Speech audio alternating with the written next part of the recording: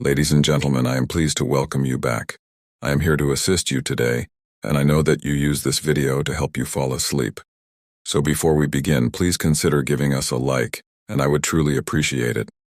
Also, where are you from and what time are you watching? Now sit back, relax, and enjoy the story. The headlights of my old Chevy cut through the inky darkness, illuminating an endless ribbon of asphalt stretching towards the horizon. I'd been driving for hours, the monotony of the empty highway lulling me into a trance-like state. The radio had long since faded to static, leaving me alone with my thoughts and the hypnotic hum of tires on pavement. I glanced at the glowing green numbers on my dashboard clock, 2:37 a.m. Still a long way to go before I reached my sister's place in Tucson. I'd promised to help her move, but now I was regretting my decision to drive through the night. My eyelids felt heavy, and I fumbled for my lukewarm coffee in the cup holder. As I took a sip of the bitter liquid, a flicker of movement in my rearview mirror caught my attention. Headlights appeared in the distance behind me, growing larger as they approached. I felt a mixture of relief and unease. On one hand, it was comforting to know I wasn't completely alone out here in the middle of nowhere. But something about the way the car was rapidly closing the gap between us sent a shiver down my spine. Within minutes, the vehicle was right on my bumper. I squinted into the mirror, trying to make out any details, but all I could see was a dark silhouette in the glare of headlights. My hands tightened on the steering wheel as I waited for them to pass. The highway was wide open. There was no reason for them to tailgate like this, but they didn't pass. The car matched my speed exactly, staying mere feet from my rear bumper. I tapped my brakes, hoping they'd take the hint and back off. Instead, they seemed to inch even closer. My heart began to race. This wasn't normal behavior. I pressed down on the accelerator, pushing my old car faster. The speedometer crept up, 70, 75, 80 miles per hour. The car behind me kept pace effortlessly. I white-knuckled the steering wheel, my palms growing sweaty. "What the hell do you want?" I muttered, glancing nervously between the road ahead and my rearview mirror. After a few more minutes of this nerve-wracking pursuit, I spotted a sign for an upcoming rest area. My gas tank was still nearly full, but I decided to pull over anyway. Maybe this weirdo would just pass me by if I got off the road. I flicked on my turn signal and began to decelerate. To my surprise and relief, the headlights behind me dimmed as the car slowed down too. As I pulled into the rest area and found a parking spot, I watched the other vehicle continue down the highway, quickly disappearing into the darkness. I let out a long exhale, realizing I'd been holding my breath. "Get it together," I told myself, shaking my head. "You're letting your imagination run wild." The rest area was deserted. Just a small building with restrooms and vending machines surrounded by a few picnic tables. I stepped out of my car, stretching my legs and breathing in the cool night air. The silence was absolute. No traffic noise, no insects chirping, not even a breeze rustling the scraggly trees dotting the landscape. I headed for the restroom, fishing some change out of my pocket for the vending machines. As I pushed open the heavy metal door, the fluorescent lights flickered to life, humming faintly. I winced at my reflection in the grimy mirror, bloodshot eyes and stubble shadowing my jaw. I splashed some cold water on my face, trying to wake myself up.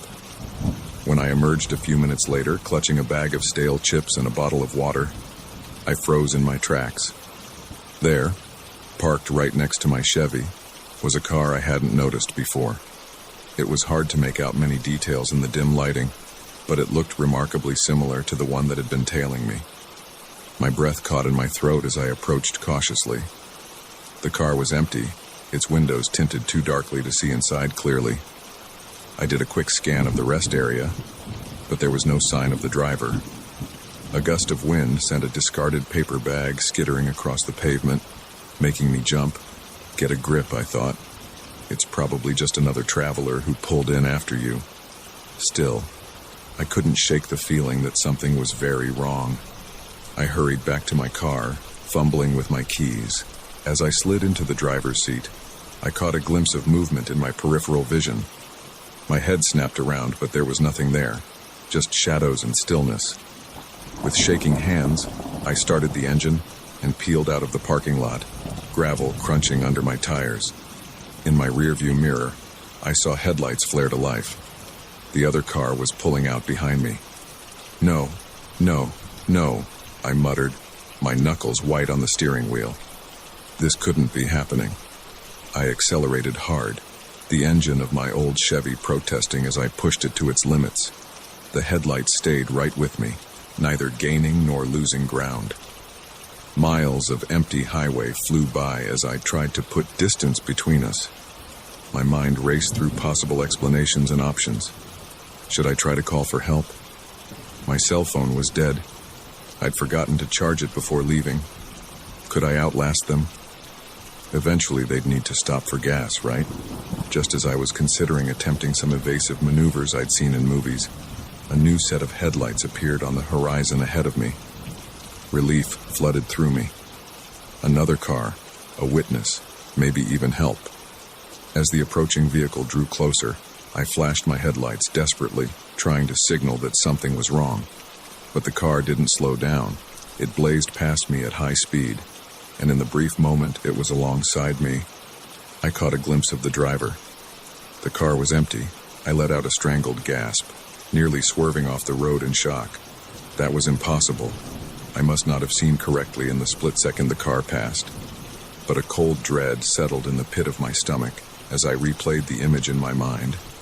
There had been no one behind the wheel. My eyes darted to the rearview mirror. The car that had been following me was still there, keeping pace. But now, it was joined by the car that had passed me. Both sets of headlights glared in my mirror, perfectly aligned. I was trapped between them. Panic clawed at my throat. This couldn't be real. I was hallucinating. I had to be. The lack of sleep, the stress of the long drive. It was all catching up to me. I shook my head violently, trying to clear it. When I looked back at the road, my blood ran cold. Ahead of me, more headlights were appearing. First, just a few pairs, then dozens, all speeding towards me. As they drew closer, I could see that every single vehicle was empty, driver's seats vacant, yet moving with precision. I was surrounded on all sides by a convoy of ghost cars. My breath came in ragged gasps as I searched desperately for an escape route, but the phantom vehicles had formed an impenetrable wall around me. No matter which way I swerved, they moved to block my path. Suddenly, all of the cars began to slow down in unison.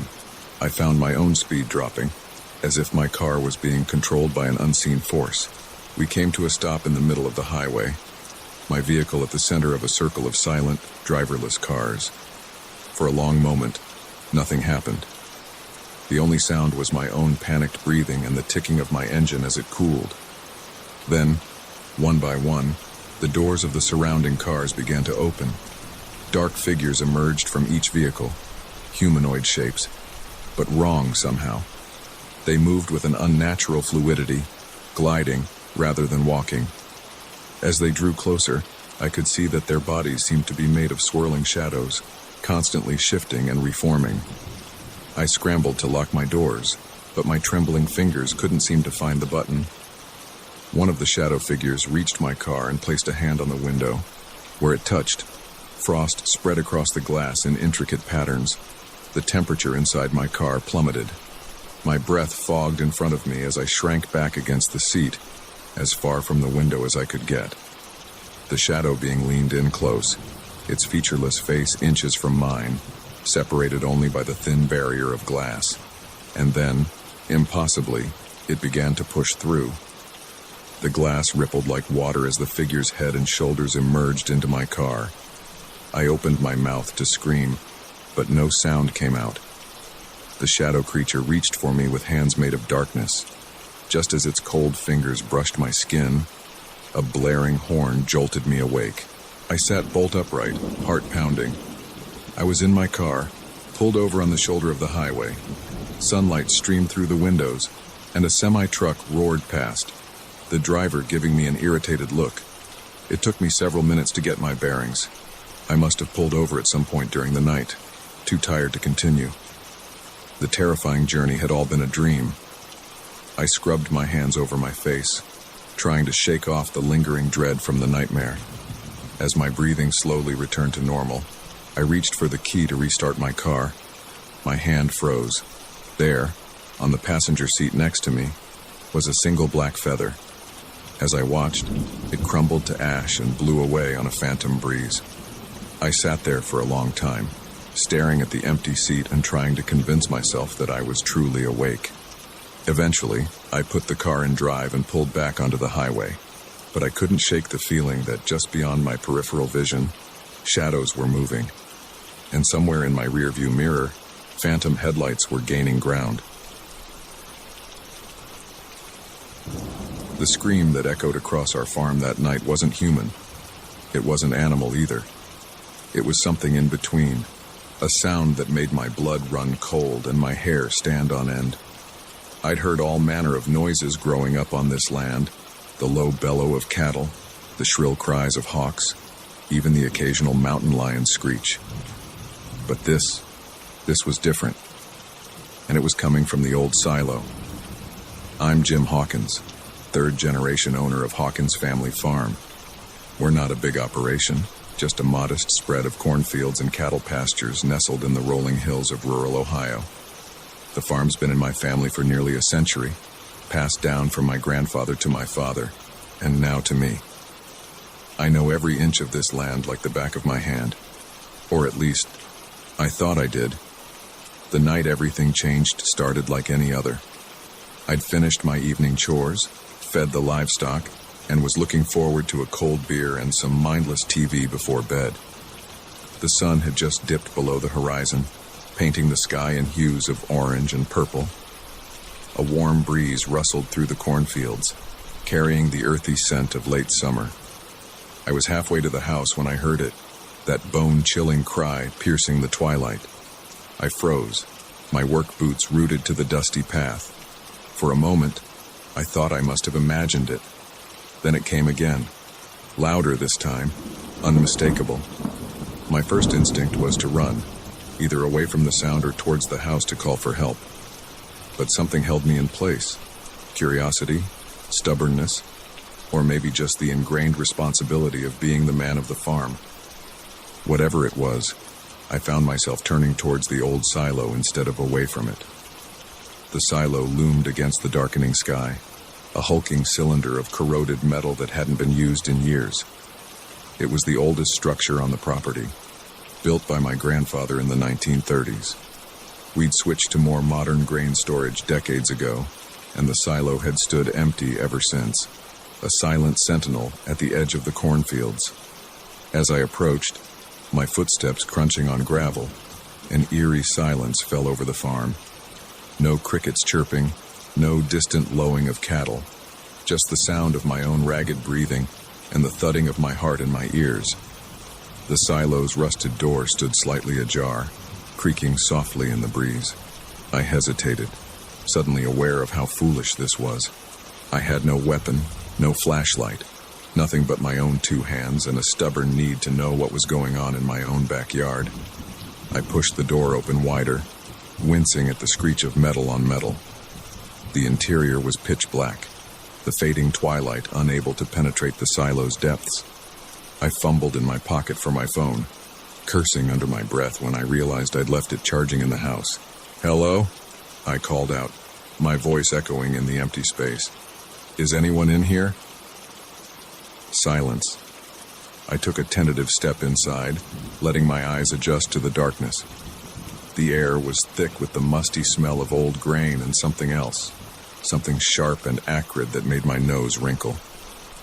As my vision slowly cleared, I began to make out shapes in the gloom.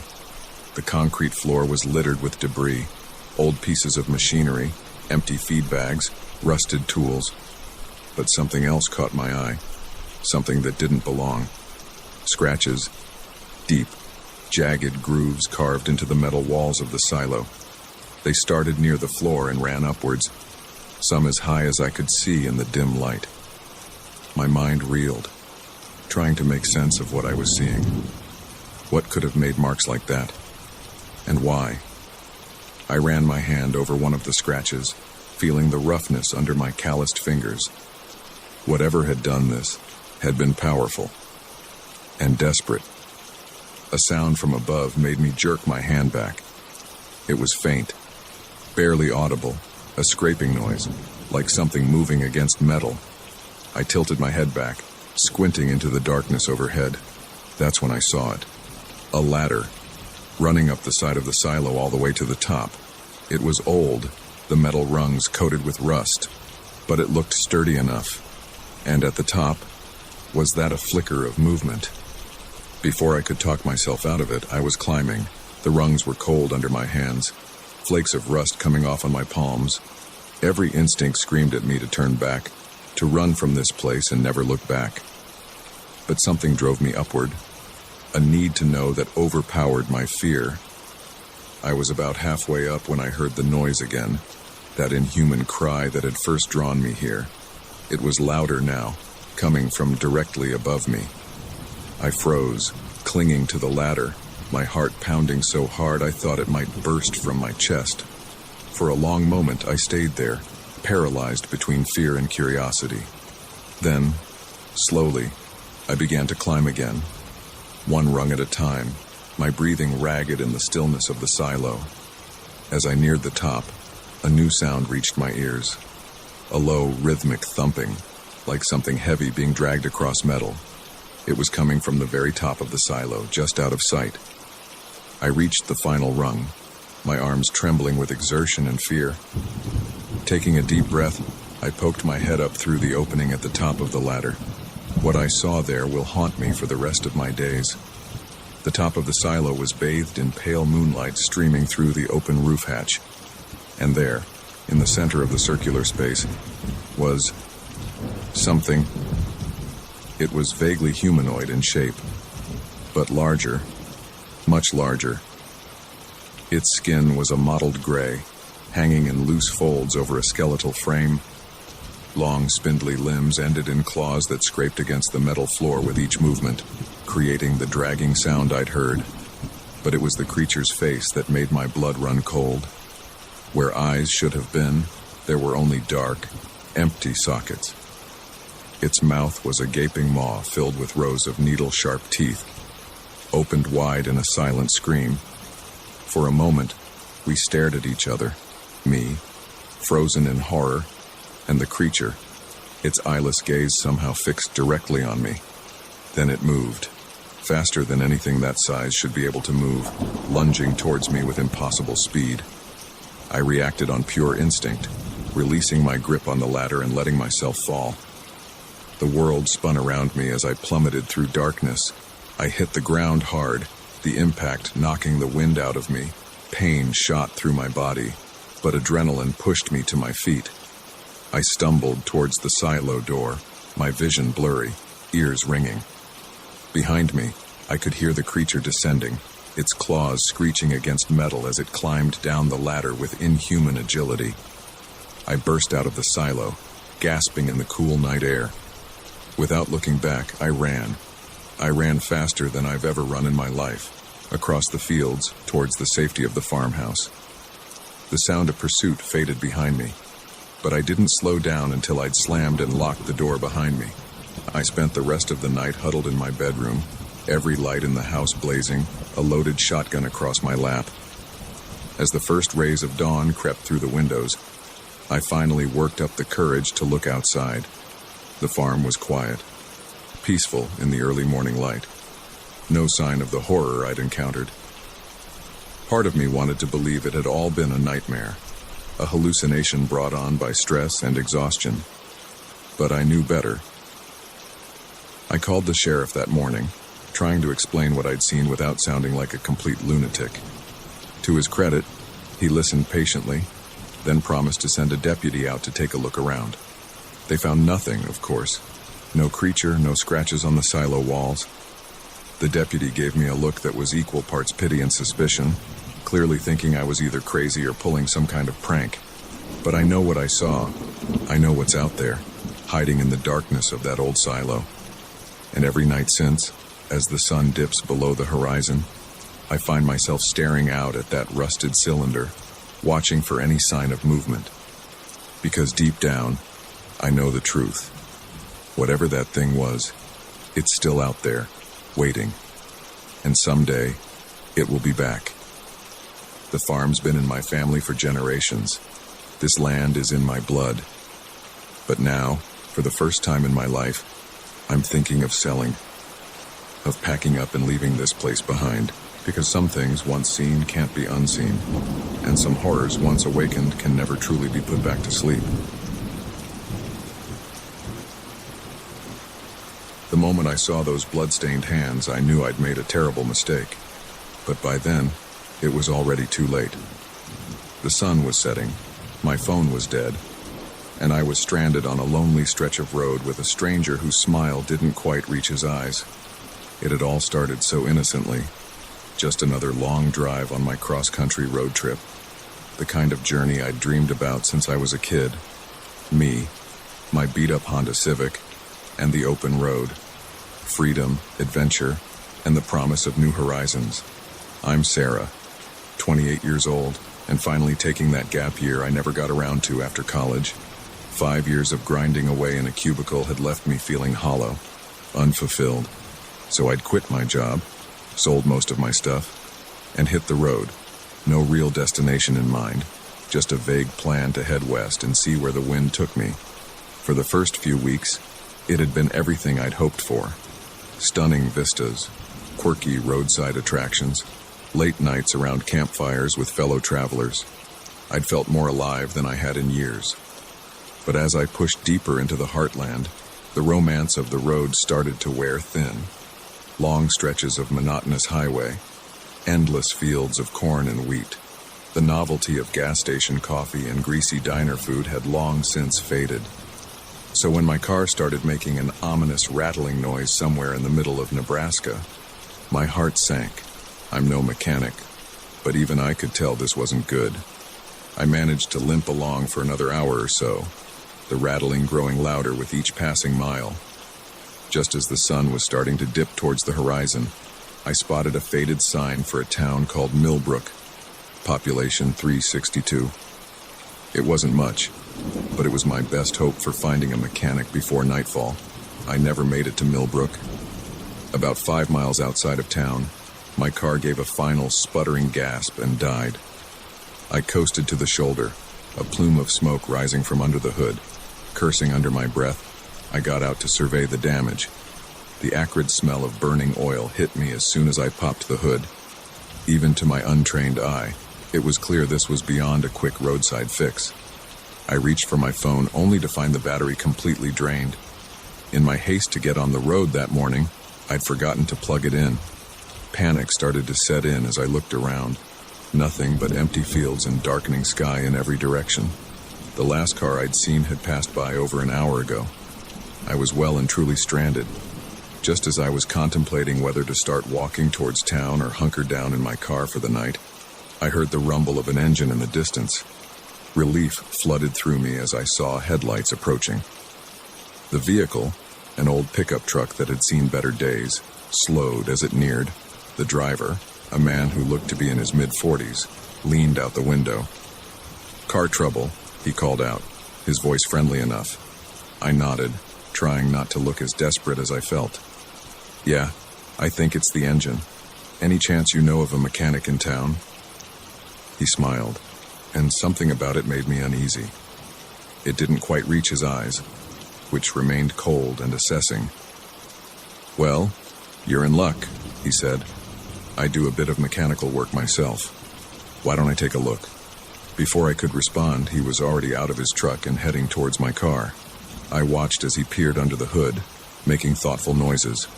"Oh yeah, I see the problem," he said after a minute. "Looks like your timing belt snapped. Took out a good chunk of your engine with it, I'm afraid." My heart sank. This was going to be expensive, I could tell. "Any chance of a quick fix to get me to town?" I asked, though I already knew the answer. He shook his head. "No, I'm afraid this old girl isn't going anywhere under her own power. But tell you what, I can give you a tow into my shop in Millbrook. We can sort it out there. I hesitated. Every instinct was screaming at me not to get in a car with this stranger. But what choice did I have? It would be dark soon, and I couldn't very well spend the night out here. "That's really kind of you," I said, trying to sound grateful rather than apprehensive. "I really appreciate it." He waved off my thanks. "No trouble at all. Always happy to help a traveler in need. Name's John, by the way." "Sarah," I replied, shaking his offered hand.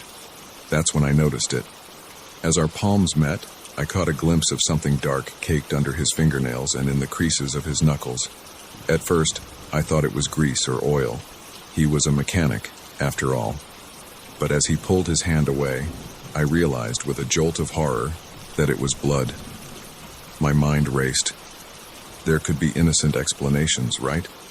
Maybe he'd cut himself working on a car earlier.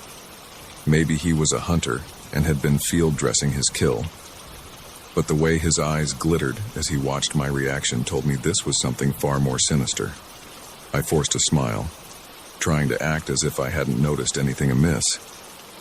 "So, shall we get started on that tow?"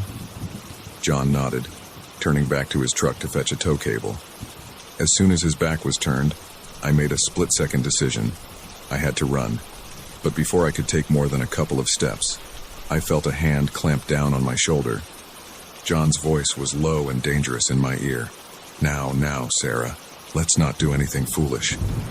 I felt something sharp press against my side. A knife, I realized with growing terror. "Get in the truck," John said, his friendly demeanor gone. "And don't try anything stupid." With the knife at my back, I had no choice but to comply. As we pulled away, leaving my car behind, I watched the last traces of sunlight disappear from the horizon. The darkness that fell seemed to mirror the despair settling over me. We drove in silence for what felt like hours, though it couldn't have been more than 20 minutes. The knife remained pressed against my side, a constant reminder of the danger I was in. Finally, John turned off the main road onto a rutted dirt track. We bumped along for another few minutes before a dilapidated farmhouse came into view. My heart sank. This was no mechanic's shop. "Home sweet home," John said, his voice dripping with mockery. As we got out of the truck, I tried one last desperate plea. "Please," I said, hating the tremor in my voice. "You don't have to do this. Just let me go, and I swear I won't tell anyone." John's laugh was cold and humorless. "Oh, Sarah, don't you know? No one ever leaves Millbrook."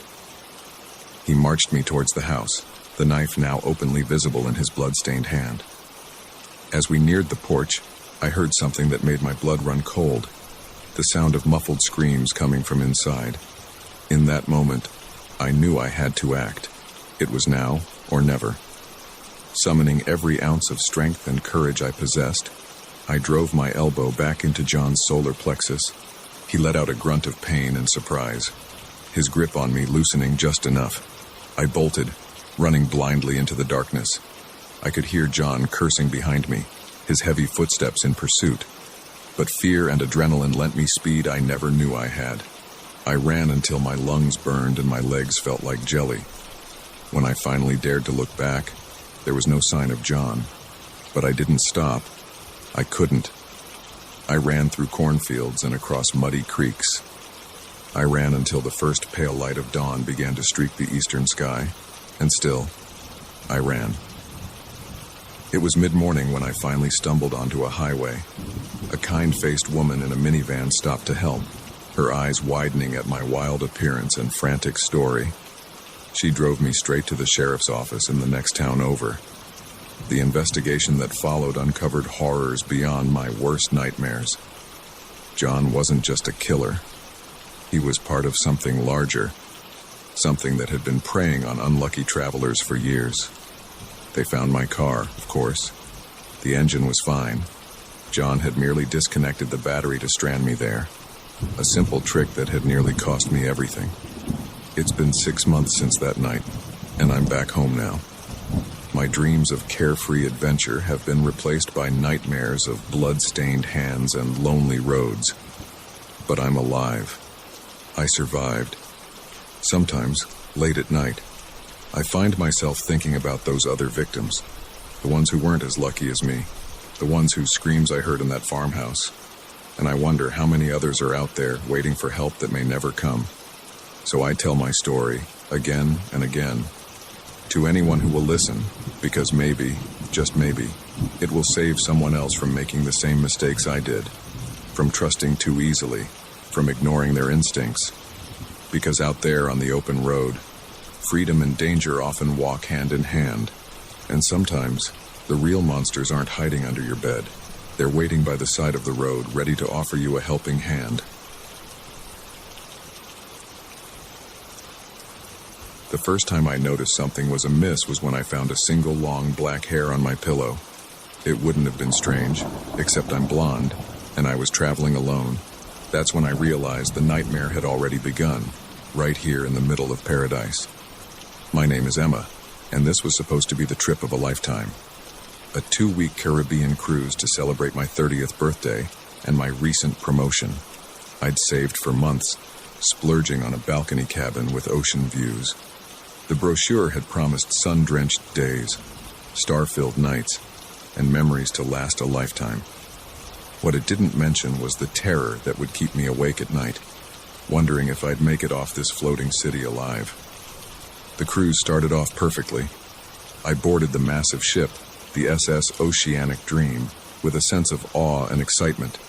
My cabin was everything I'd hoped for, spacious, with a private balcony overlooking the sparkling Caribbean. I spent that first day exploring the ship, marveling at the multiple pools, the lavish restaurants, the bustling casino. It felt like I'd stepped into another world, one where my everyday worries couldn't touch me. That evening, I met my cabin neighbor, a friendly older woman named Margaret. She was a cruise veteran, regaling me with stories of her past voyages. We made plans to meet for breakfast the next morning, but Margaret never showed up for breakfast, or lunch, or dinner.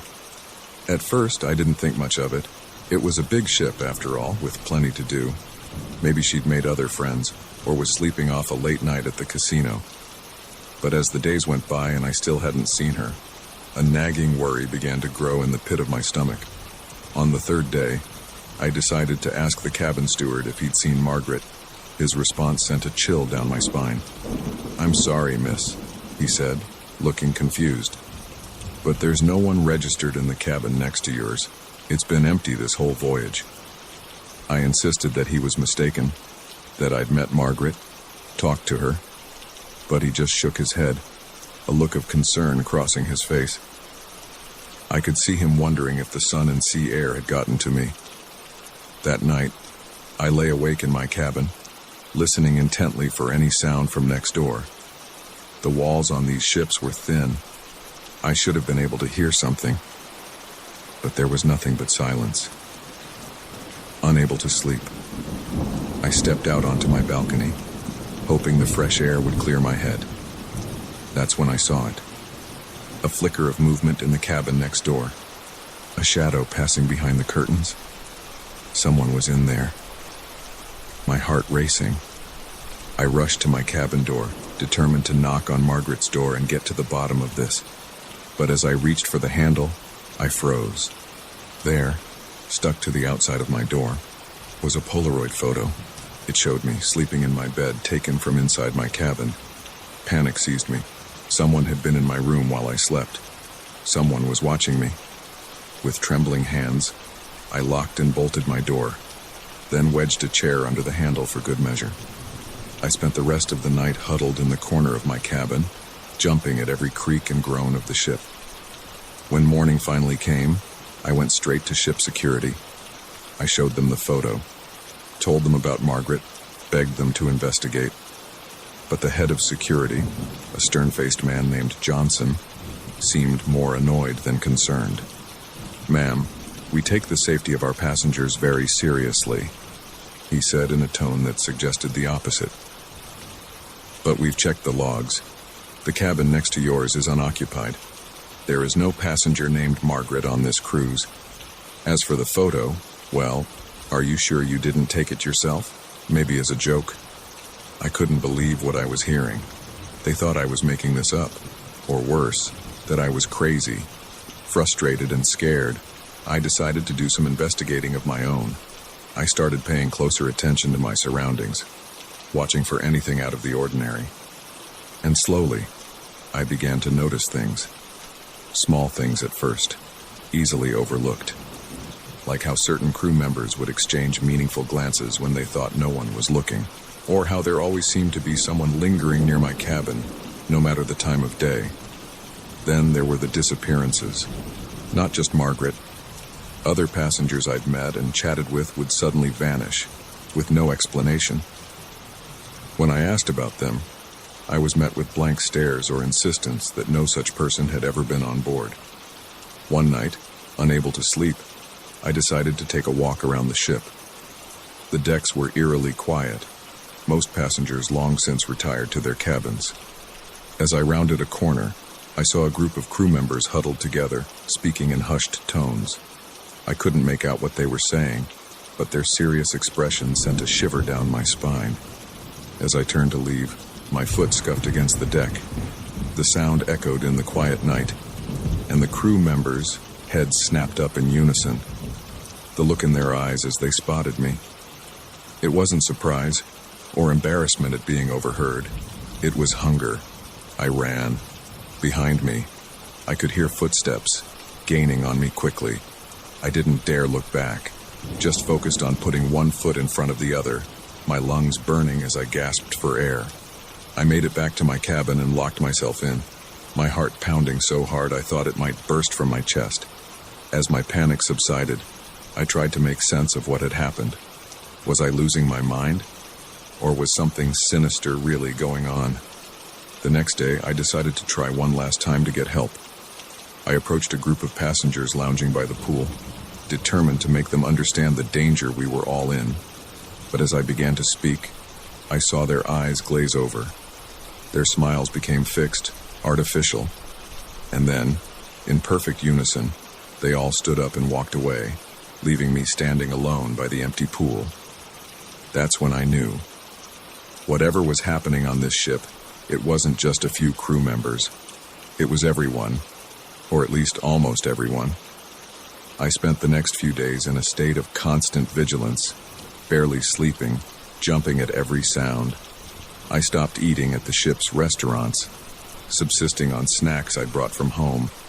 I trust no one. And then, 3 days before we were due to dock, I made a terrifying discovery. I was in my cabin, frantically searching for my passport.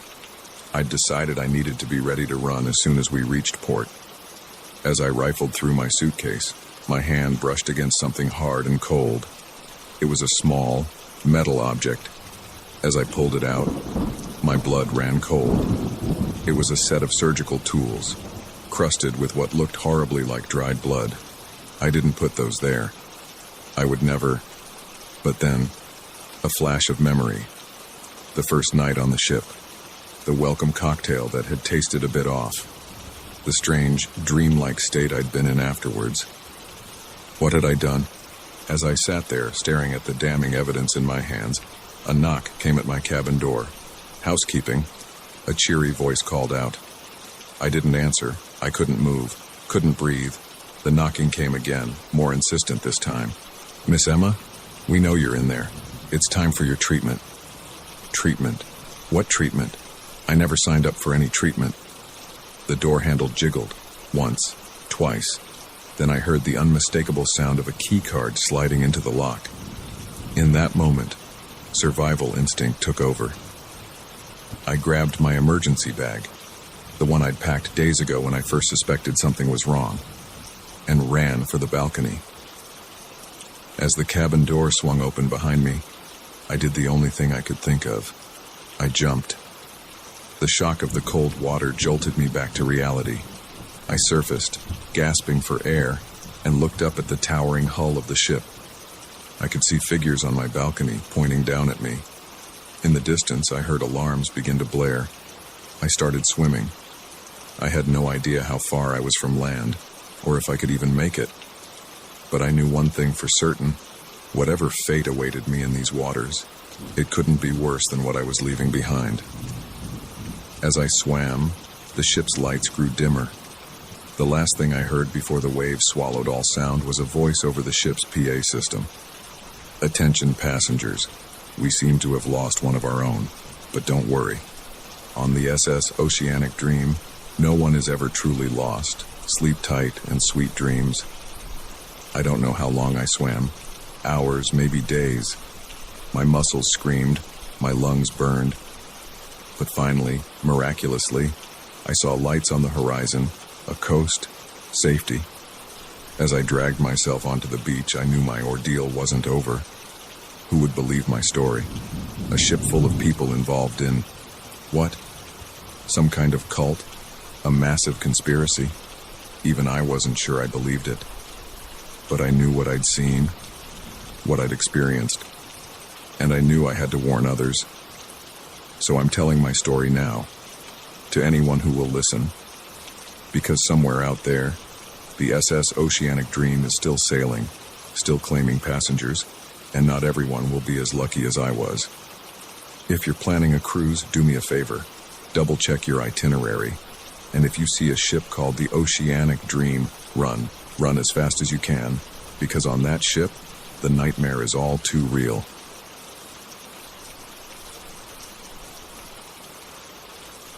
The first time we saw the symbols carved into the trees, we laughed it off as some hiker's idea of a joke.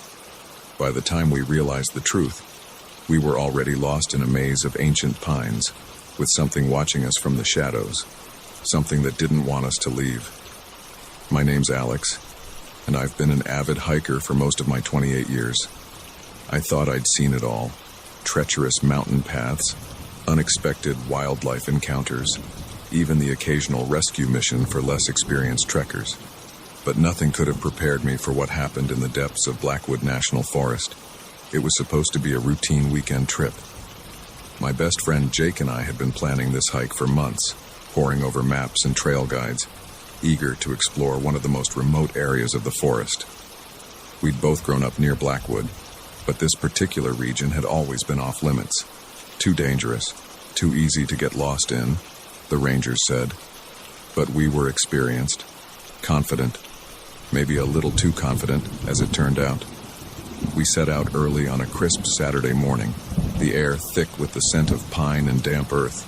The first few hours were everything we'd hoped for: challenging terrain, breathtaking views, and a sense of true wilderness that's hard to find these days.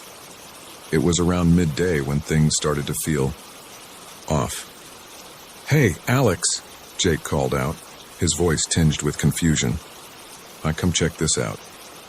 I backtracked a few steps to where he was standing, staring at a massive old-growth pine.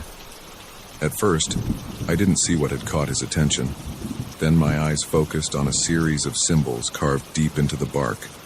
They weren't like any trail markers I'd ever seen. Intricate spirals and angular lines formed patterns that seemed to shift the longer I looked at them.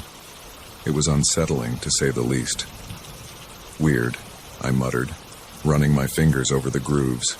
They felt older than they looked, the edges worn smooth by time.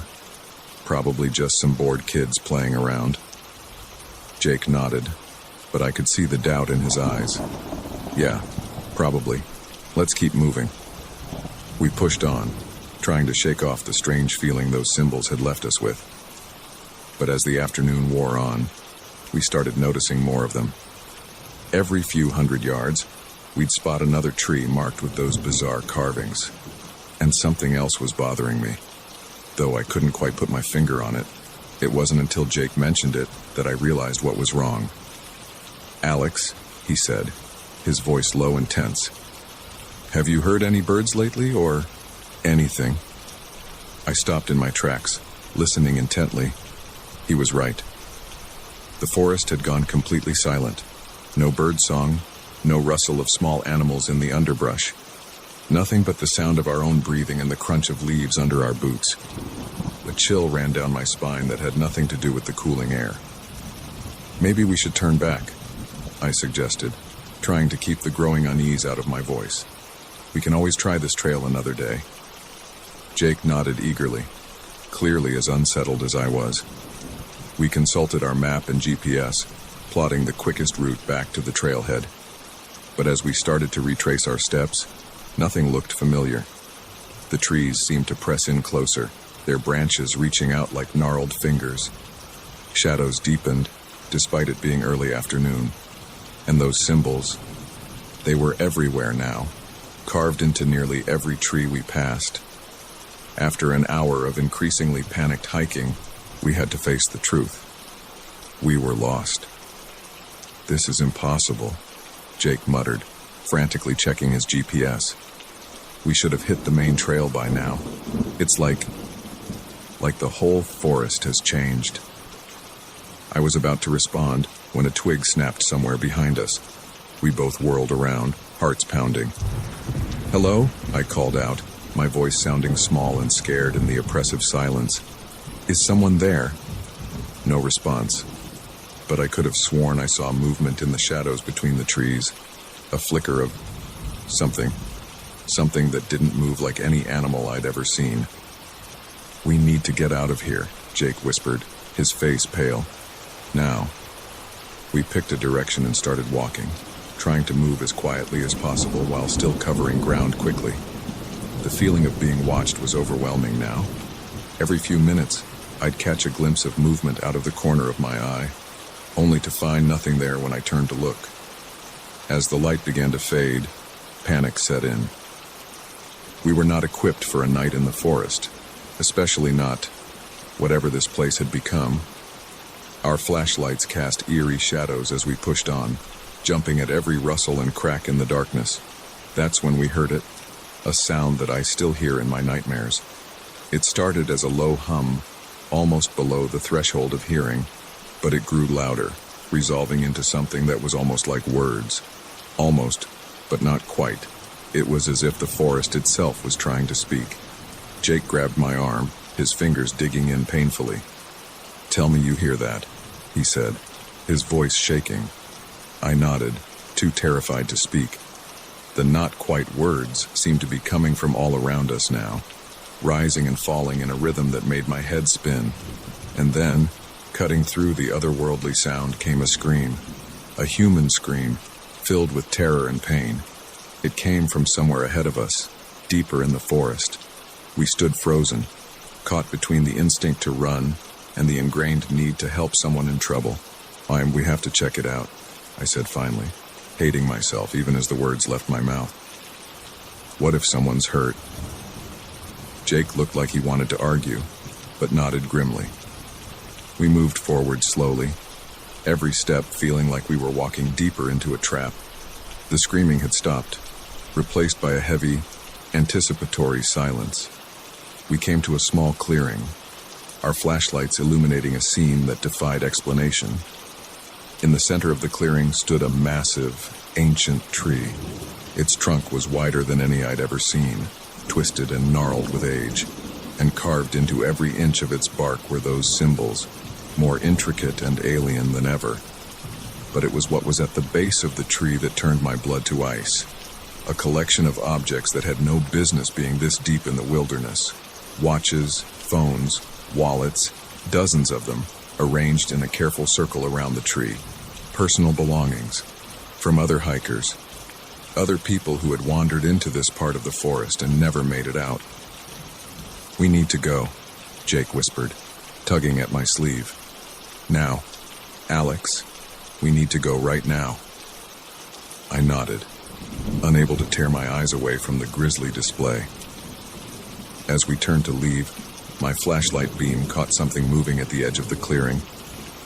A figure, tall and impossibly thin, stepped out from behind a tree.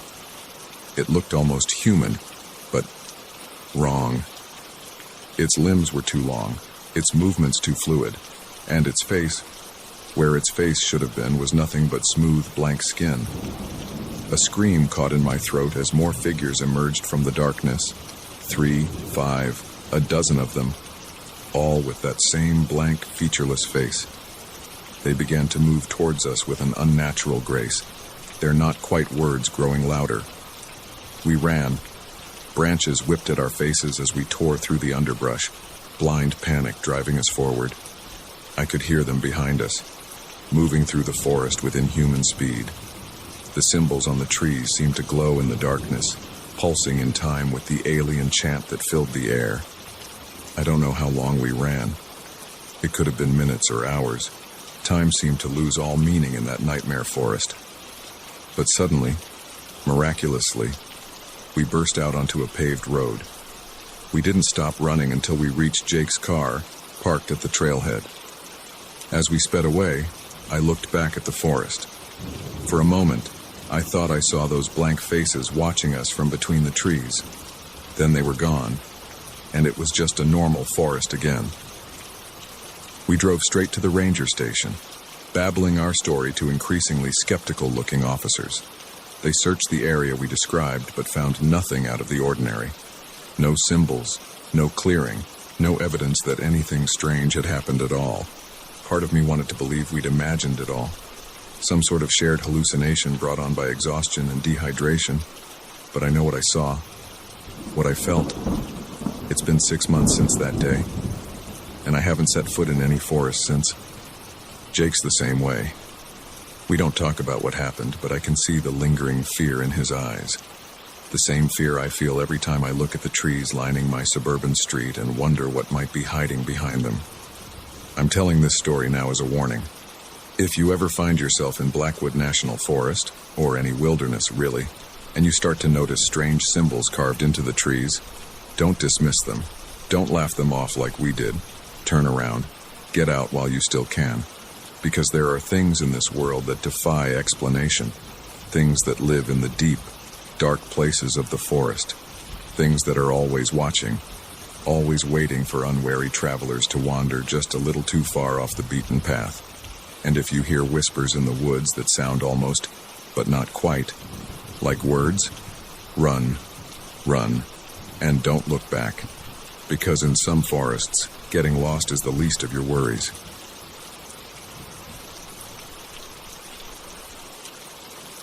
The scratching started on the second night. At first, I convinced myself it was just a raccoon or a curious bear. But when I unzipped the tent and came face to face with those glowing, inhuman eyes, I realized our family camping trip had become a fight for survival. I'm Mark, a 35-year-old software engineer from the suburbs of Seattle. My wife Sarah and I had decided it was time to introduce our kids, 10-year-old Emma and 8-year-old Ethan, to the great outdoors. We'd both grown up camping and wanted to share that experience with them. So we packed up our minivan with a tent, sleeping bags, and enough supplies for a long weekend in the Mount Baker Snoqualmie National Forest. The first day was picture perfect. We found a secluded campsite near a babbling brook, set up our tent, and spent the afternoon hiking and identifying plants. Emma proved to be a natural, eagerly pointing out different types of trees and flowers. Ethan was more interested in skipping stones across the stream, but he seemed to be enjoying himself too. As night fell, we gathered around the campfire, roasting marshmallows and telling stories. The kids were enthralled by the star-filled sky, so different from what they could see back home. Sarah and I exchanged satisfied smiles. This was exactly what we'd hoped for. We all turned in early, tired from the day's activities, the sounds of the forest, the rustle of leaves, the distant hoot of an owl lulled us to sleep. It was peaceful, perfect, until it wasn't. The scratching woke me sometime in the early hours of the morning. It was faint at first, barely audible over the nighttime forest sounds, but it was persistent, rhythmic. Scratch, scratch, pause, scratch, scratch, pause. I lay there for a while, listening. It seemed to be coming from the side of the tent. Probably just a curious animal, I told myself. Nothing to worry about. But as the minutes ticked by, the scratching grew louder, more insistent. I could feel Sarah stirring beside me. "Mark," she whispered. "Do you hear that?" I nodded, then realized she couldn't see me in the darkness. "Yeah," I whispered back. "Probably just a raccoon. I'll check it out." I fumbled for the flashlight we'd left by our sleeping bag and slowly unzipped the tent flap. The beam of light cut through the darkness, illuminating the surrounding trees. Nothing seemed out of place. The scratching had stopped as soon as I moved. I was about to zip the tent back up when I saw it. A flicker of movement just at the edge of the flashlight's beam. I swung the light in that direction, my heart suddenly pounding. For a split second, I caught a glimpse of eyes reflecting the light, but they were too high off the ground to be a raccoon, too large to be a deer, and the glow, it wasn't the normal reflection you'd see in an animal's eyes. It was an eerie, almost phosphorescent green. Then it was gone, leaving me to wonder if I'd imagined it. I quickly zipped the tent back up and tried to reassure Sarah. "Didn't see anything," I said, trying to keep my voice steady. "Probably just ran off when it heard me." She didn't seem entirely convinced, but we both eventually drifted back to sleep. The rest of the night passed without incident. The next day, I found myself constantly scanning the tree line, looking for... what? I wasn't sure. The kids, oblivious to the night's disturbance, were having a blast. We spent the morning fishing in the stream, then went for another hike in the afternoon. But I couldn't shake the feeling that we were being watched. More than once, I thought I saw something moving just out of the corner of my eye. When I turned to look, there was never anything there. Sarah noticed my unease. "Everything okay?" she asked as we were preparing dinner. I forced a smile. "Yeah, just a bit tired, I guess. Didn't sleep great last night." She gave me a look that said she didn't quite believe me, but didn't press the issue. That night, as we sat around the campfire, Emma suddenly pointed into the darkness. "Dad, what's that?" I followed her gaze, my blood running cold. There, just beyond the circle of firelight, was a pair of glowing green eyes, the same ones I'd seen the night before. "Everyone in the tent. Now," I said, trying to keep my voice calm. "But Dad," Ethan started to protest. "Now," I repeated, more firmly this time. As Sarah ushered the kids into the tent, I grabbed a burning branch from the fire, holding it out in front of me like a weapon. The eyes had disappeared, but I could hear movement in the underbrush, something circling our campsite. I backed slowly towards the tent, my eyes darting from shadow to shadow. Just as I reached the tent flap, I heard a low, rumbling growl. It wasn't like anything I'd ever heard before, not quite animal, not quite human. It raised the hair on the back of my neck. I practically dove into the tent, zipping it up securely behind me. Sarah looked at me, her eyes wide with fear. The kids, picking up on our anxiety, huddled close. "What's going on, Dad?" Emma whispered. I took a deep breath, trying to figure out how to explain without terrifying them further. "There's something out there," I said finally. "Probably just a curious bear, but we need to stay in the tent, okay?" Ethan's lower lip trembled. "I'm scared." Sarah pulled him close. "It's okay, sweetie. We're safe in here." But even as she said it, the scratching started again, louder this time, more purposeful. It moved around the tent, as if whatever was out there was testing for weaknesses. We huddled together in the center of the tent, listening to the scratching and that occasional, bone-chilling growl. The kids whimpered softly, and I could feel Sarah trembling beside me. Suddenly, a shadow fell across the tent wall. Something large was right outside. We could hear it breathing, heavy, ragged breaths that didn't sound like any animal I knew. Then, a new sound. Sniffing. Long, deep inhalations. It was smelling us. The shadow moved, and for a heart-stopping moment, I thought it was going to tear right through the tent fabric. But instead, it let out another low growl and moved away. We stayed frozen in place, barely daring to breathe. Minutes ticked by, feeling like hours. Gradually, the normal sounds of the forest returned, the rustle of leaves, the hoot of an owl. When dawn finally broke, I cautiously unzipped the tent and peered out. The campsite looked normal in the early morning light, but as I stepped out, I saw something that made my blood run cold. Tracks. Large, deep impressions in the soft earth around our tent. But they weren't bear tracks, or any other animal I recognized. They were almost like human footprints, but larger with long, curved claw marks at the end of each toe. And there, stuck to one of the tent poles, was a clump of coarse, dark hair. "We're leaving," I announced, my voice shaking slightly. Now, we packed up in record time, the kids unusually quiet and compliant.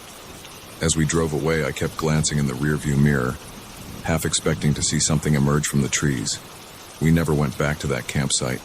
Never went camping again, actually. The kids were disappointed at first, but as they got older and we finally told them the full story of what happened that night, they understood. I've spent countless hours since then researching, trying to find an explanation for what we encountered. I've read about Bigfoot sightings, Wendigos, skinwalkers. Nothing quite fits. All I know is that there are things out there in the wilderness that defy explanation. Things that remind us that for all our technology and civilization, we're not at the top of the food chain everywhere. So if you're planning a camping trip, especially in the Pacific Northwest, be careful, be aware. And if you hear scratching outside your tent in the middle of the night, if you see glowing green eyes in the darkness, don't convince yourself it's just your imagination. Because sometimes the monsters are real, and they're hungry.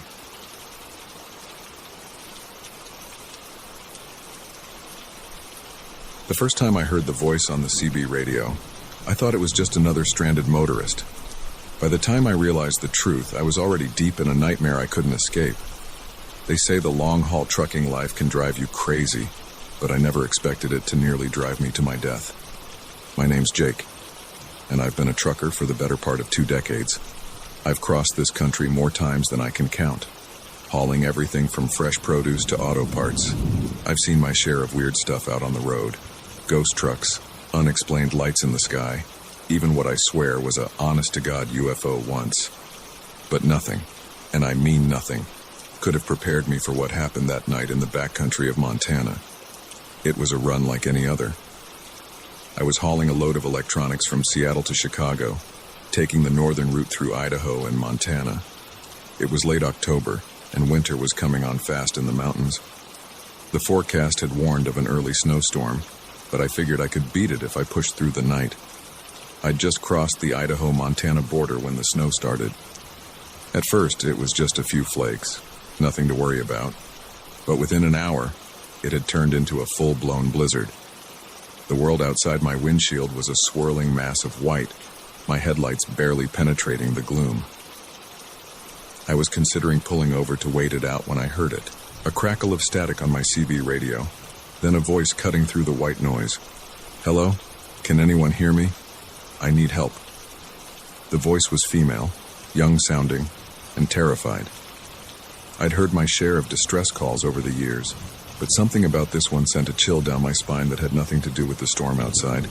I keyed the mic. "This is Big Jake. What's your situation?" "Oh, thank God," the voice replied, relief palpable in her tone. "My car broke down. I'm stranded out here in the storm. I don't know where I am exactly, but I passed a sign for Route 87 a while back." Route 87. That was the road I was on, though I couldn't remember seeing any turnoffs recently where a car might have gotten stuck. "All right, stay calm," I said. "I'm on 87 now. Can you see the highway from where you are?" I think so," she said, her voice wavering. "There's a lot of trees, but I can see lights sometimes through the snow. Please, you have to help me. I'm so cold." Every instinct honed by years on the road was screaming at me that something wasn't right, but I couldn't just ignore someone in trouble. That's not who I am. "Okay, I'm going to try to find you," I said. "Keep talking to me. What's your name?" "Sarah," she replied. "My name's Sarah. Please hurry." I slowed my rig, peering out into the storm for any sign of a stranded vehicle. The wind howled around me, rocking the truck.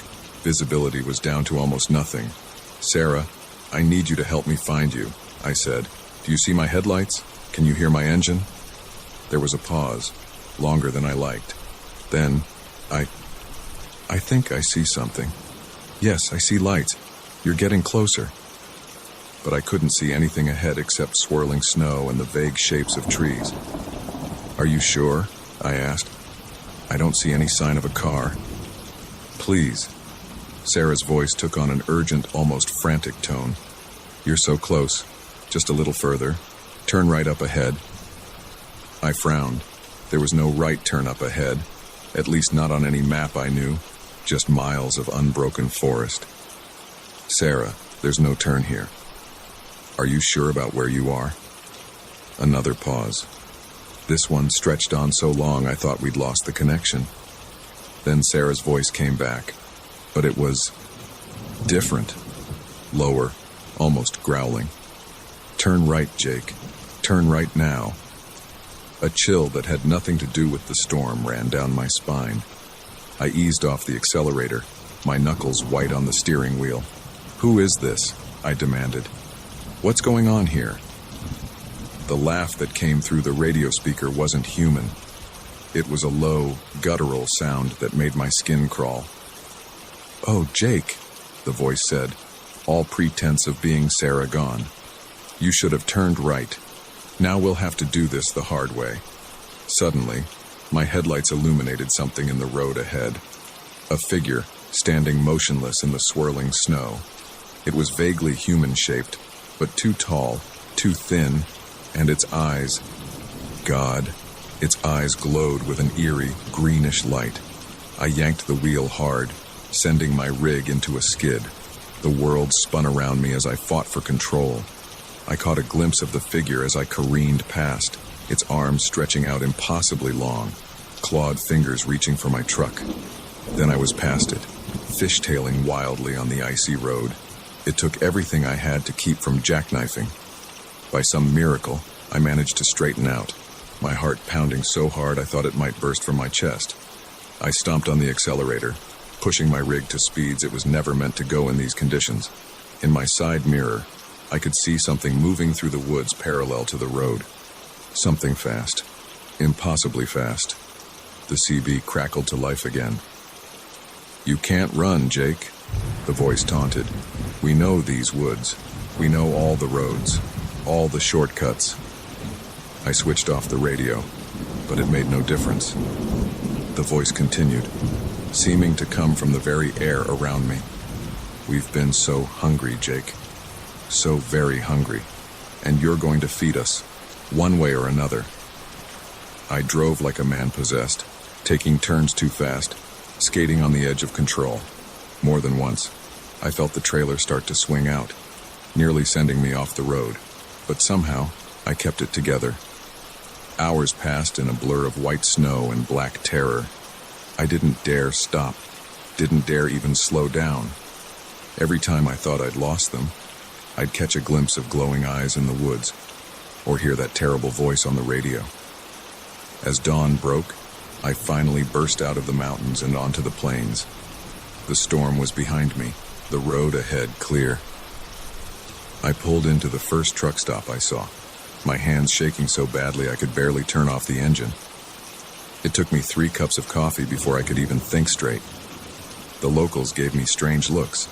I must have been a sight, wild-eyed and babbling about voices on the radio and things in the woods. Most of them wrote me off as another trucker who'd pushed himself too hard and started seeing things. But one old-timer, a leathery-faced man who introduced himself as Bill, listened to my story with a grim expression. "You're not the first to run into them," he said quietly. "Those woods, there's something wrong in them. Something old and hungry." He wouldn't say more, just shook his head and walked away, leaving me with more questions than answers. I called my dispatcher and told them I was taking some personal time. Spent a week in a motel, jumping at every shadow, before I felt steady enough to drive again. When I did get back on the road, I took the southern route. Haven't been anywhere near those Montana woods since. Sometimes, late at night when I'm driving and the CB is quiet, I think I hear a voice, a young woman, calling for help. I never answer anymore. Never will again.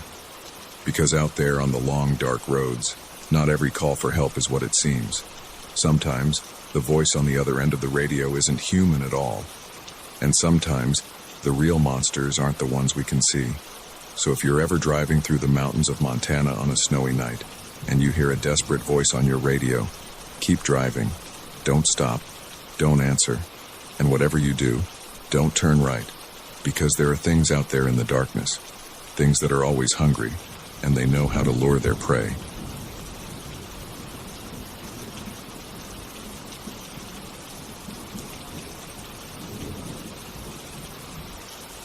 The first photo was just a blur, a dark smudge against the trees. I dismissed it as a malfunction, a quirk of the cheap trail camera. But as the images progressed, night after night, the figure became clearer, closer. And on the final night, when I woke to find my camera smashed and claw marks on my tent, I realized I wasn't documenting wildlife. I was being hunted. My name is Lena, and or I guess I should say I was, a wildlife photographer specializing in endangered species. I'd spent years traipsing through jungles and scaling mountains, capturing images of animals on the brink of extinction.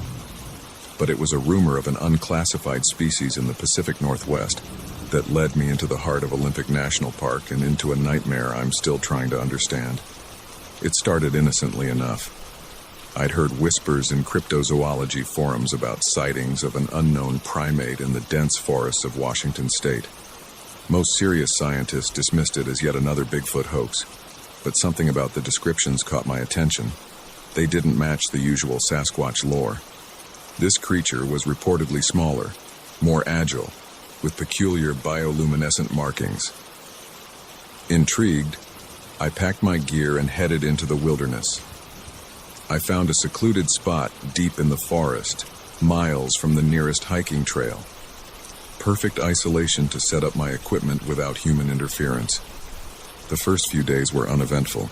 I set up my tent, scouted the area, and positioned my trail cameras at strategic points. During the day, I'd hike, taking photos of the lush forest and its known inhabitants: elk, black bears, the occasional cougar. At night, I'd review the footage from my trail cams, hoping for a glimpse of my elusive quarry. It was on the fourth night that I saw it, just a dark blur at the edge of the frame, there and gone in an instant. I nearly missed it, almost dismissed it as a glitch or maybe a bat flying past the lens. But something made me pause, made me go back and look closer. There was a shape to the blur, a suggestion of a form that was neither human nor any animal I recognized. I felt a tingle of excitement. Could this be what I'd come for? The next night, it appeared again. This time, the image was clearer. A hunched figure, moving on all fours but in a way that seemed off, unnatural. And there, just barely visible, were faint glowing spots along its flank. I could hardly contain my excitement. This was it. Proof of an undiscovered species. I just needed clearer images, definitive evidence. But as the days passed and I reviewed each night's footage, my excitement began to turn to unease. The creature was appearing more frequently, and it was getting closer to my cameras, closer to my camp. One image in particular stuck with me. The creature, now clearly visible, was staring directly into the camera. Its eyes reflected the infrared light, glowing an eerie red. But it was the intelligence in those eyes that chilled me. This wasn't the blank stare of an animal. There was purpose there, curiosity, maybe even malice. I told myself I was anthropomorphizing, projecting human qualities onto an animal. But deep down, I knew something wasn't right. A week into my stay, I woke in the middle of the night to a strange sound, a sort of chittering, like insects but deeper, more guttural. It was close, just outside my tent. I lay there, heart pounding, barely daring to breathe. Something moved past the tent, its shadow visible through the thin fabric. I could hear it sniffing, taking long, deep inhalations. Then, silence. After what felt like hours, but was probably only minutes, I heard it move away, the underbrush rustling as it retreated into the forest. Come morning, I found prints around my tent. They were like nothing I'd ever seen, vaguely hand-like, but with long, curving claws at the end of each digit. I photographed them meticulously, my hands shaking as I operated the camera. That should have been my cue to pack up and leave. Any sane person would have hightailed it out of there, but I couldn't. Not when I was this close to the discovery of a lifetime. So I stayed. I moved my tent, set up more cameras. I started sleeping with my largest knife close at hand, though I wasn't sure what good it would do against a creature that could rip through canvas like paper. Each night, the images from my trail cams became clearer, more terrifying. The creature, and I was becoming increasingly convinced there was only one, was larger than I'd initially thought. Its body was covered in a sort of mottled fur, with those bioluminescent patches glowing softly in the infrared images. Its face was a nightmare, almost human in structure, but with a protruding snout filled with sharp teeth, and those intelligent, hungry eyes. It was studying my cameras, I realized. In some images, it would be examining them closely, tilting its head as if trying to understand the device. In others, it would be looking past the camera, towards my camp. I stopped sleeping more than an hour or two at a time. Every snapping twig, every rustle of leaves would jolt me awake, my hand clutching my knife, but it never came closer than the periphery of my camp, at least, not while I was awake. On what I'd decided would be my last night, creature or no creature, I couldn't take the stress anymore. I set up one final camera. I positioned it facing my tent, hoping to catch the creature if it approached during the night. I don't know what woke me. There was no sound, no movement that I was aware of. Just a sudden, overwhelming sense of wrong that jolted me from sleep. The chittering sound was back, but it wasn't outside the tent this time. It was inside, right next to me. I opened my eyes and found myself staring directly into the face of the creature. It was crouched over me, its hot breath fanning across my face, smelling of rotted meat and damp earth. Those bioluminescent patches pulsed softly, casting an eerie glow inside the tent. For a long moment, we just stared at each other. I was paralyzed with fear, unable to even scream. The creature tilted its head, studying me with those terrifyingly intelligent eyes. Then, deliberately, it reached out one long-fingered hand and grasped the knife I'd been clutching in my sleep. It pulled it from my grip effortlessly, never breaking eye contact. I was certain I was about to die. I waited for the slash of claws, the snap of teeth, but instead, the creature turned away. It moved to where my camera was set up, raised the knife, and in one swift motion, smashed the device to pieces. Then, it turned back to me. It made a sound, not the chittering from before, but something almost like speech. A series of clicks and guttural noises that, impossibly, seemed to form words. No, see, us. With that, it slashed its claws across the tent wall and was gone, leaving me alone in my shredded shelter, surrounded by the wreckage of my equipment. I don't remember packing up. I don't remember the hike back to civilization. The next clear memory I have is sitting in a diner miles away from the forest, my hands shaking as I tried to hold a cup of coffee. I never reported what I saw. Who would believe me? I had no evidence the creature had seen to that. All my cameras were destroyed, the images lost. Even the prints around my tent had been obliterated, obscured by what looked like deliberate scraping of the ground. I've spent the years since trying to make sense of what happened. Was it really an unknown species? Some kind of primate that had evolved in isolation? Or was it something else entirely? Something that defied scientific classification? I don't know. But I do know this. There are things in this world that we don't understand. Things that don't want to be understood. And sometimes, when we go looking for the unknown looks back. I haven't set foot in a forest since that night. I've given up wildlife photography, moved to the city where the only creatures I have to worry about are of the human variety. But sometimes, late at night, I wake up in a cold sweat, certain I can hear that chittering sound outside my window. And I lie there, paralyzed, wondering, did I really escape that night? Or did it let me go? And if it did, why? Because deep down, I can't shake the feeling that somewhere out there, In the dark forest of the Pacific Northwest, something is waiting, watching, and maybe, just maybe, it's still hunting me. So if you're ever in the wilderness, setting up trail cams in hopes of capturing images of elusive wildlife, be careful.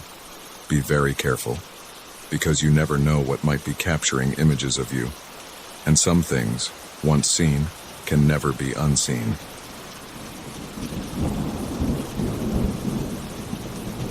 The first time I saw the figure darting between the corn rows, I told myself it was just my imagination.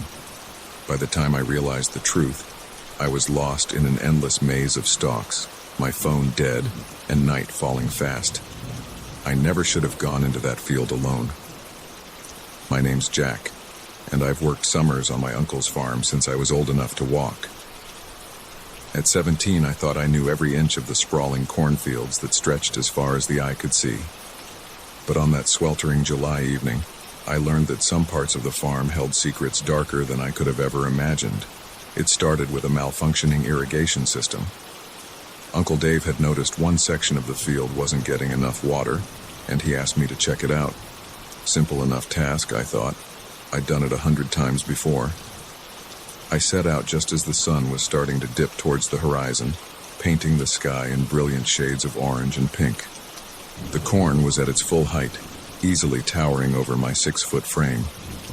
I'd always loved walking through the fields at this time of year, feeling dwarfed by the lush green stalks stretching endlessly in every direction. The faulty section was near the center of the field, so I had a good 10-minute walk ahead of me. I moved quickly, wanting to get the job done before dark.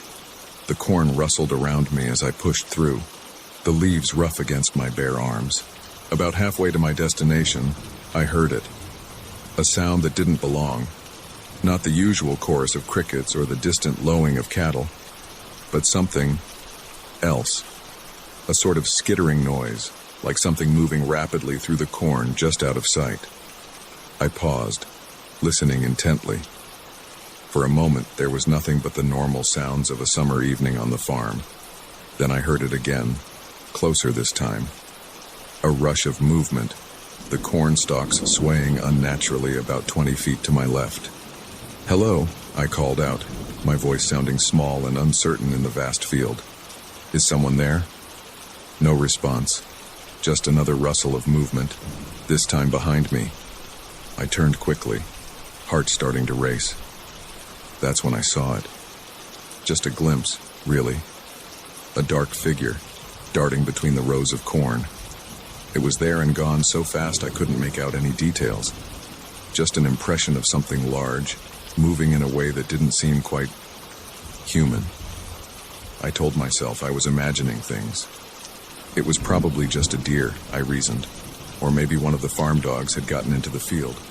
But deep down, I knew it wasn't either of those things.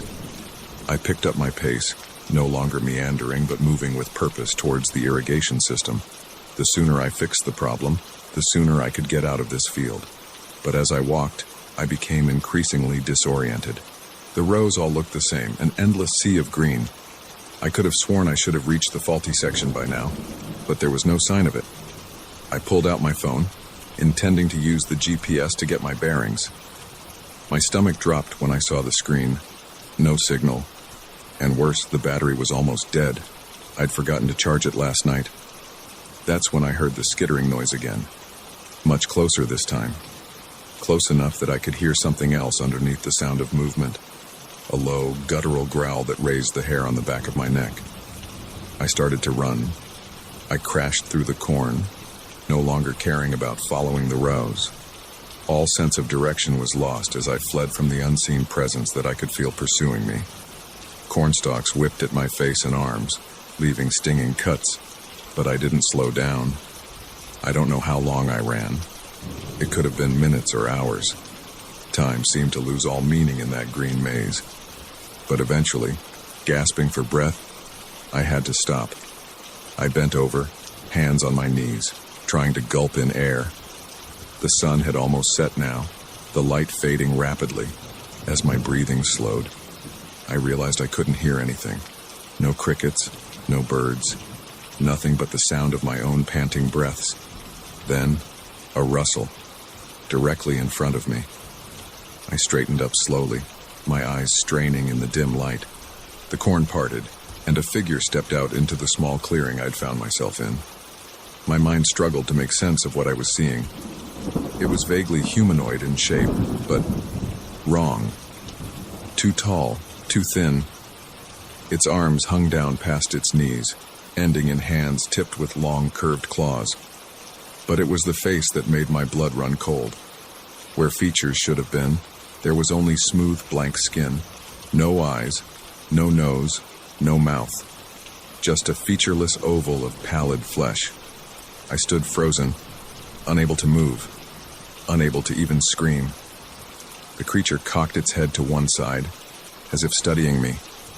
Then, impossibly, a seam appeared in the smooth face. It split open, revealing rows of needle-sharp teeth. That's when I found my voice. I screamed, a sound of pure terror that seemed to startle the creature. It flinched back, and I seized the opportunity. I turned and ran again, no longer caring about direction or finding my way out. I just needed to get away from that thing. I crashed through the corn, branches and leaves slashing at me. I could hear it behind me, moving impossibly fast. That skittering sound was all around me now, as if there were multiple creatures converging on my position. Just when I thought my legs would give out, I burst out of the cornfield. I found myself on the dirt road that ran along the edge of the property. In the distance, I could see the lights of the farmhouse. I ran towards those lights like my life depended on it, because I was pretty sure it did. I don't remember much of what happened next. I have vague memories of bursting into the kitchen, babbling incoherently to my startled aunt and uncle. I remember the look of concern on their faces turning to alarm as they took in my scratched and bleeding state. Uncle Dave got out his rifle and went to check the fields, but of course, he found nothing. No strange creatures, no signs of anything unusual. Just corn, stretching as far as the eye could see in the beam of his flashlight. They thought I'd gotten heat stroke, become disoriented and panicked in the field. And part of me wanted to believe that. Wanted to think it had all been some kind of hallucination brought on by dehydration and exhaustion. But I know what I saw, what I heard, what I felt pursuing me through that cornfield. I left for college a month later, earlier than planned. I told my parents I was eager to get settled in my dorm, but the truth was, I couldn't stand to be on that farm anymore. Couldn't bear to look at those fields and wonder what might be hiding in them. It's been 5 years since that night. I'm finishing up my degree now, in a city far from any cornfields. I thought I'd put it all behind me. But last week, I got a call from my aunt. Uncle Dave had disappeared. He'd gone out to check on the irrigation system one evening and never came back. They found his truck parked at the edge of the field, but no sign of him. As she spoke, I could hear the panic in her voice, the fear. But underneath that, I heard something else. The faint sound of rustling corn, carrying through the phone line. And just before the call cut out, I heard it. That skittering noise that has haunted my nightmares for years. I'm on my way back to the farm now. I know it's crazy. I know I should stay far away from those fields. But I can't abandon my family. I have to know the truth. So if you're ever driving through farm country on a summer evening, and you see a sea of corn stretching to the horizon, remember this. Not all fields are what they seem. And sometimes the real danger isn't getting lost in the rows. It's what might find you there. Because in some cornfields, something is waiting, watching, hungry, and it's only a matter of time before it decides to harvest.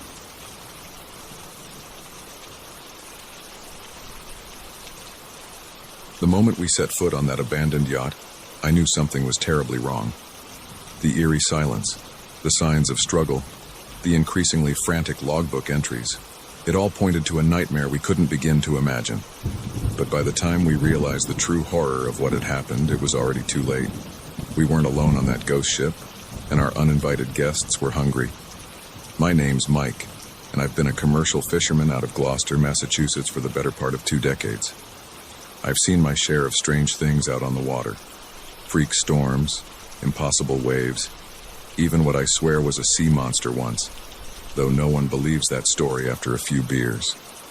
But nothing, and I mean nothing, could have prepared me for what happened that day on the Atlantic. It was supposed to be a routine fishing trip. Me and my crew, my first mate Jack, and our greenhorn Charlie, had set out at dawn, heading for our usual spots about 100 miles offshore. The weather was perfect, clear skies and calm seas. We were looking forward to a good haul. We'd been out for about 6 hours when Jack spotted it. A yacht, drifting aimlessly about a half-mile off our starboard side. It was a big one, probably 80 feet or so, the kind of boat that costs more than I'd make in 10 lifetimes. "Should we check it out?" Charlie asked, his voice tinged with excitement. The kid was always eager for anything out of the ordinary. I hesitated. Maritime law says you're obligated to render assistance to vessels in distress, but something about this didn't feel right. The yacht seemed intact. No visible damage. Why wasn't anyone on deck? Why hadn't they radioed for help? But in the end, duty won out over my unease. "Bring us alongside," I ordered Jack, "but keep the engine running. If anything seems off, we're out of here." As we drew closer, the wrongness of the situation became more apparent. The yacht was pristine, almost too clean. No signs of life on deck, no movement at all. It was as if the boat had been abandoned in a hurry. We pulled up alongside and hailed them. No response. I tried the radio. Nothing but static.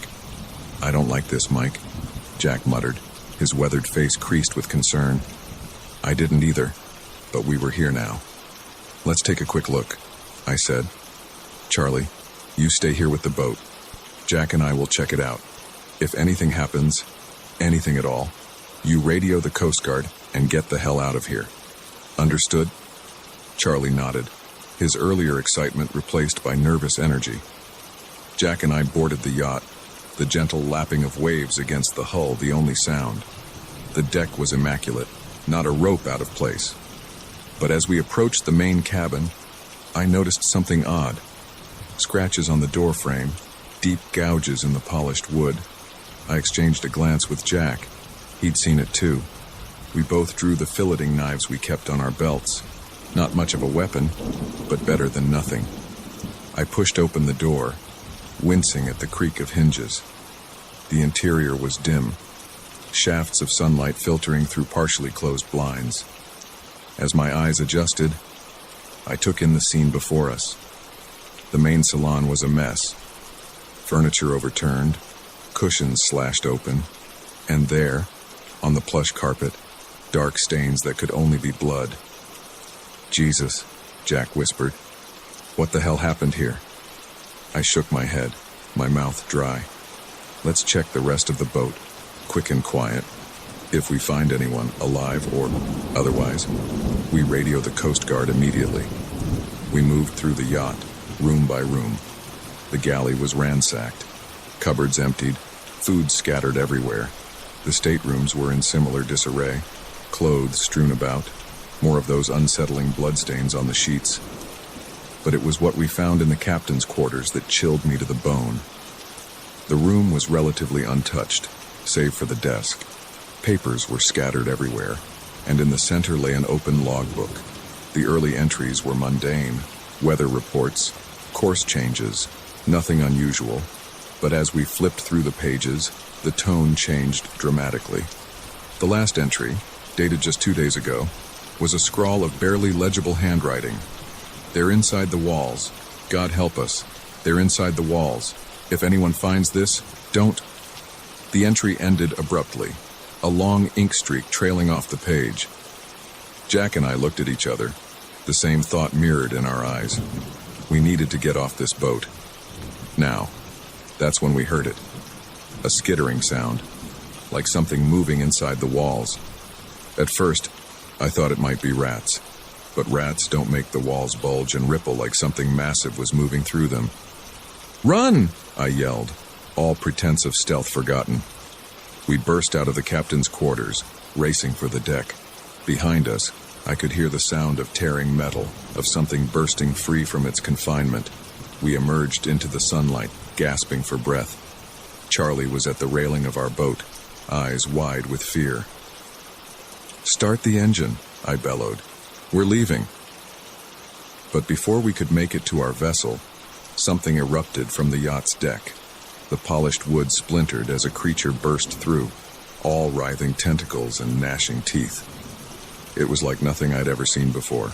Part octopus, part eel, but twisted into something nightmarish and wrong. More of them followed, pouring out of every opening in the yacht. They moved with terrifying speed, undulating across the deck towards us. Jack was closest to our boat.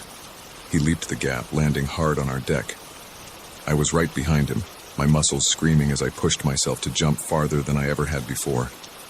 I made it. Barely. Tentacles lashed at my legs as I sailed through the air, but they fell short by inches. "Go! Go! Go!" I shouted at Charlie, who was frozen at the wheel, his face a mask of terror. The roar of our engine coming to life snapped him out of it. He threw the throttle forward, and we lurched away from the yacht. But the creatures weren't done with us. They poured over the side of the yacht, hitting the water and swimming with unnatural speed. I could see more of them bursting out of the hull below the waterline, the yacht's immaculate white paint stained with spreading tendrils of some black, oily substance. "Faster!" Jack yelled, grabbing a gaff hook and swinging it at a tentacle that had latched onto our stern. Charlie pushed our boat to its limits, the engine screaming in protest. Slowly, agonizingly, we began to pull away from the writhing mass of creatures pursuing us.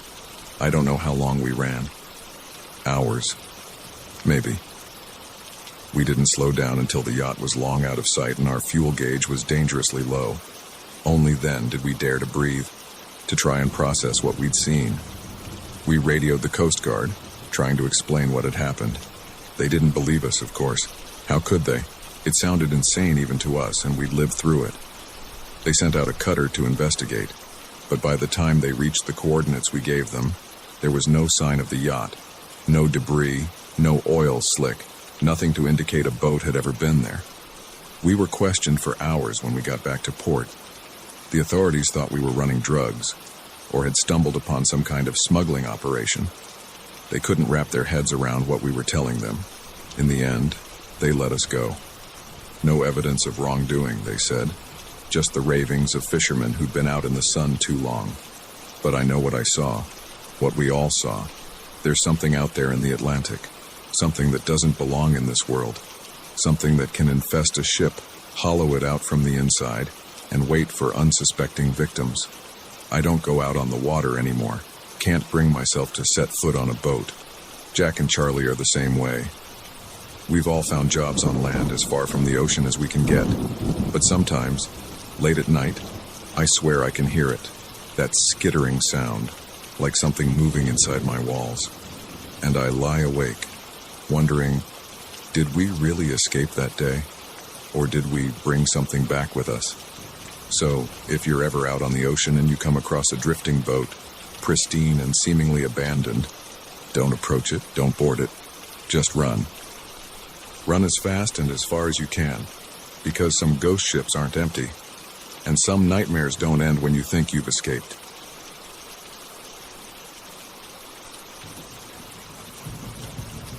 The moment our flashlights began to flicker, I knew we'd made a terrible mistake. The darkness of the abandoned mine seemed to press in around us, hungry and alive. And as the last light died, leaving us in pitch blackness, I heard it, the sound of something ancient and angry stirring in the depths. My name's Alex, and I've been an urban explorer for the better part of a decade. There's something intoxicating about uncovering the secrets of abandoned places, about walking where few have dared to tread in years, maybe even centuries. But our expedition into the old Holloway silver mine would prove to be my last. It started, as these things often do, with a rumor. Whispers on message boards about a vast network of tunnels beneath the mountains of Colorado, untouched since the mine's mysterious closure in 1923. The stories varied. Some said the miners had struck a rich new vein right before the shutdown. Others swore they'd uncovered something that wasn't silver at all, something that led to the mine being sealed off by the government. Whatever the truth, it was too tempting to resist. I gathered a small team, my usual exploring partner, Sam, a go, and a local guide named Mike who claimed to know a way in. We packed our gear, told ourselves we were prepared for anything, and set off into the wilderness. The entrance to the mine was hidden behind a tangle of overgrown vegetation, the old warning signs barely visible beneath a century of neglect. Mike led us to a section of the hillside that looked no different from any other, then pushed aside a curtain of vines to reveal a narrow opening. This was an old air shaft, he explained, his voice tinged with excitement. The main entrance was collapsed decades ago, but this should take us right into the heart of the mine. We switched on our headlamps and entered single file, the beam of light from my lamp seeming pitifully small against the vast darkness ahead. The air was cool and damp, heavy with the musty smell of long-abandoned spaces. For the first hour or so, everything went smoothly. We marveled at the old equipment left behind, rusted carts and pickaxes frozen in time. Sam took photos, the flash of her camera momentarily illuminating vast chambers carved out of the living rock. But as we delved deeper, an uneasy feeling began to creep over me. The tunnels seemed to twist and turn in ways that defied logic, leading us ever downward. And there was something about the quality of the darkness that felt wrong. It seemed to swallow our light, pressing in around the edges of our beams as if trying to consume them.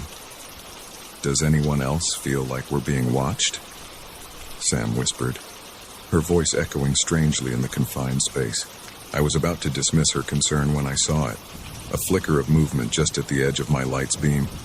I swung my flashlight towards it, but there was nothing there, just more darkness.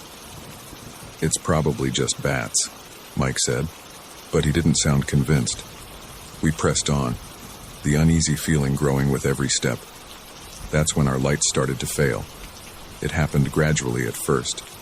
My headlamp dimmed, then brightened again. Sam's flashlight flickered intermittently. We all checked our batteries, but they were fresh. We'd put new ones in just before entering the mine. "This doesn't make sense," I muttered, tapping my lamp. "These should last for days." As if in response to my words, all of our lights went out simultaneously, plunging us into absolute darkness. For a moment, we stood frozen, the sudden absence of light disorienting. Then Sam let out a nervous laugh. "Okay, very funny, guys. Who turned out the lights?" But it wasn't a joke. No matter what we did, none of our lights would come back on. Even the screen of my phone remained stubbornly dark.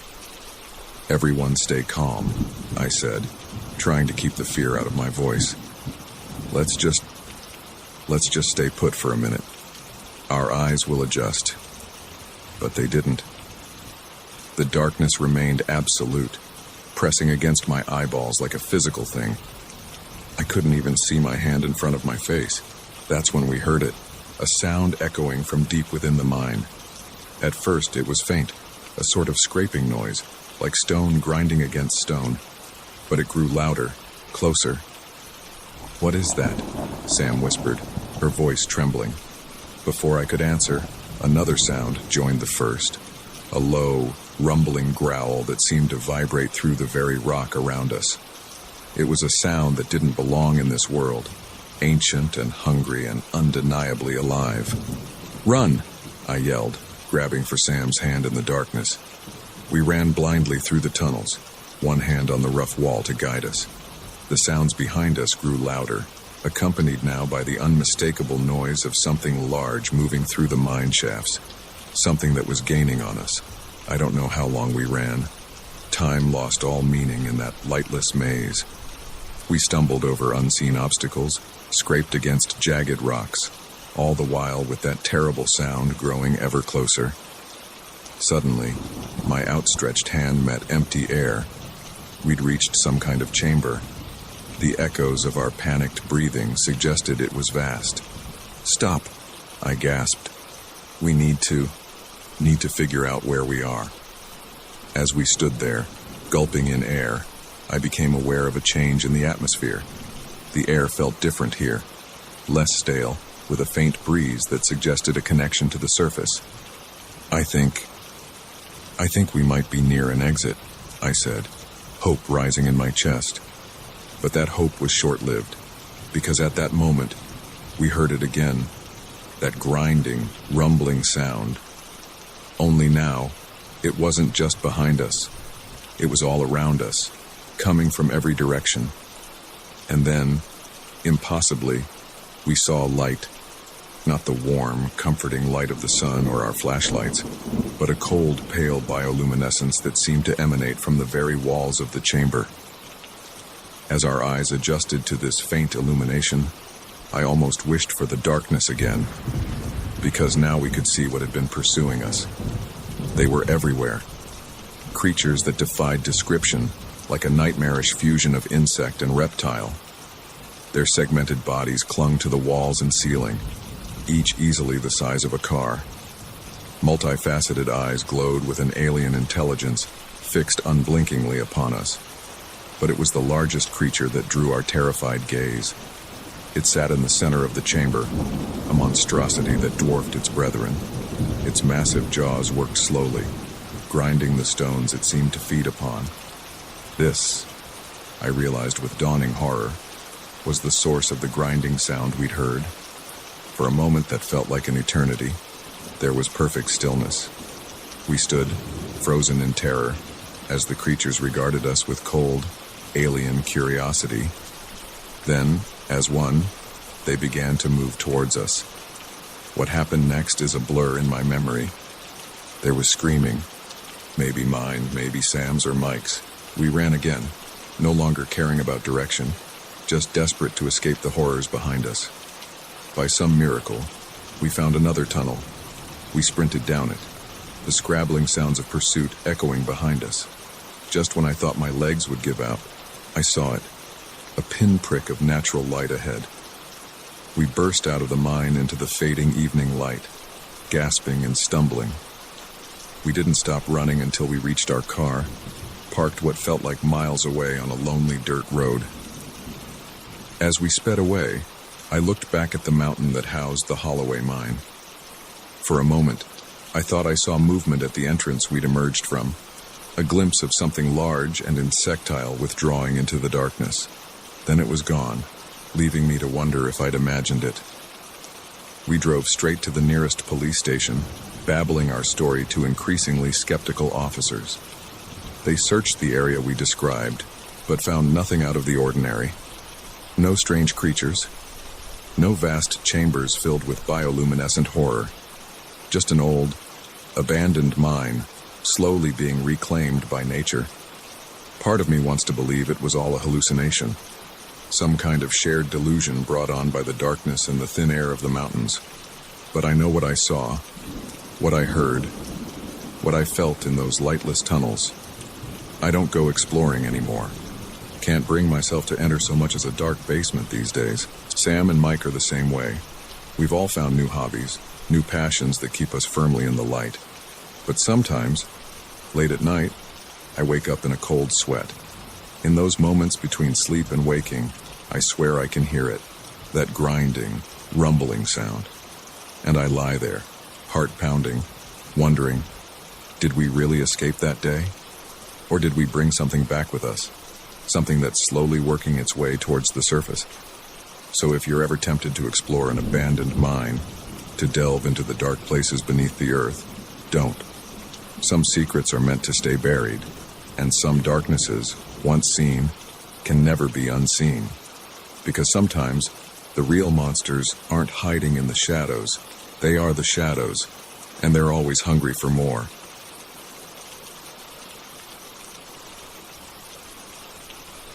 The first time I noticed something was off, it was the silence. No footsteps in the hallway, no chatter from neighboring rooms. Just an eerie quiet that seemed to press in from all sides. By the time I realized the truth, it was too late. I was trapped in a nightmare, and the hotel itself seemed to be my jailer. My name is David, and or I guess I should say I was, a traveling salesman. Medical supplies, to be specific.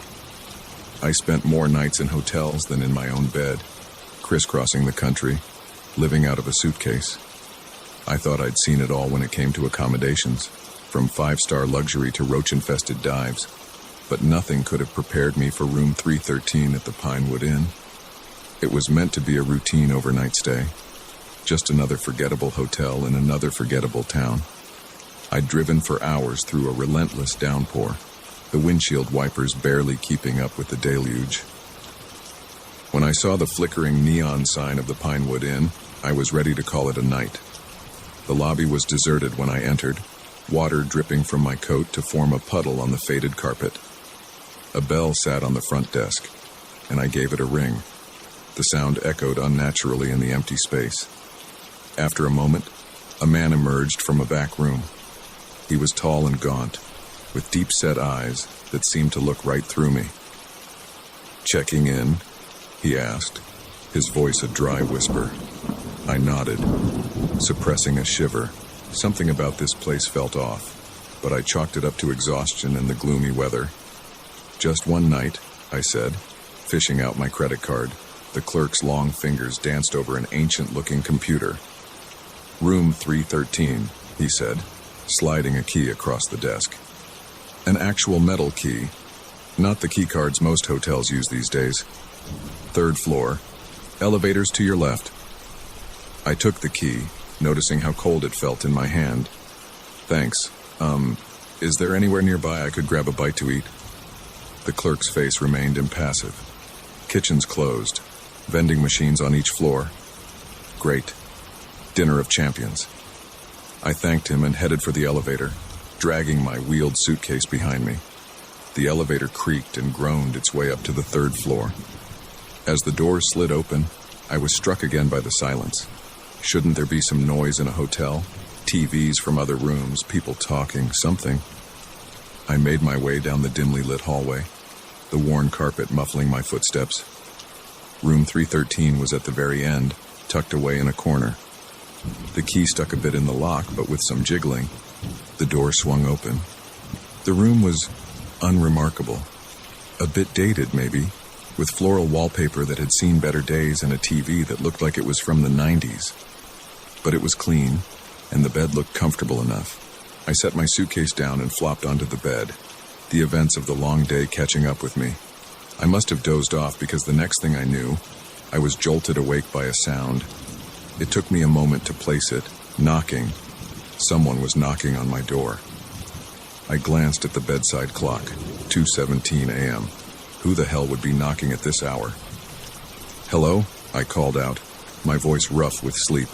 No response, just another series of knocks, more insistent this time. I got up, a sense of unease growing in the pit of my stomach. I approached the door, but something made me hesitate before opening it. Instead, I put my eye to the peephole. The hallway outside was empty. I shook my head, trying to clear the cobwebs of sleep. Maybe I'd dreamed the knocking. But even as I thought it, the sound came again. Only this time, it wasn't coming from the door. It was coming from the window. My blood ran cold. I was on the third floor. Slowly, I turned towards the window. The curtains were drawn, but I could see a shadow moving behind them. A human shape, but wrong somehow. Too tall, too thin.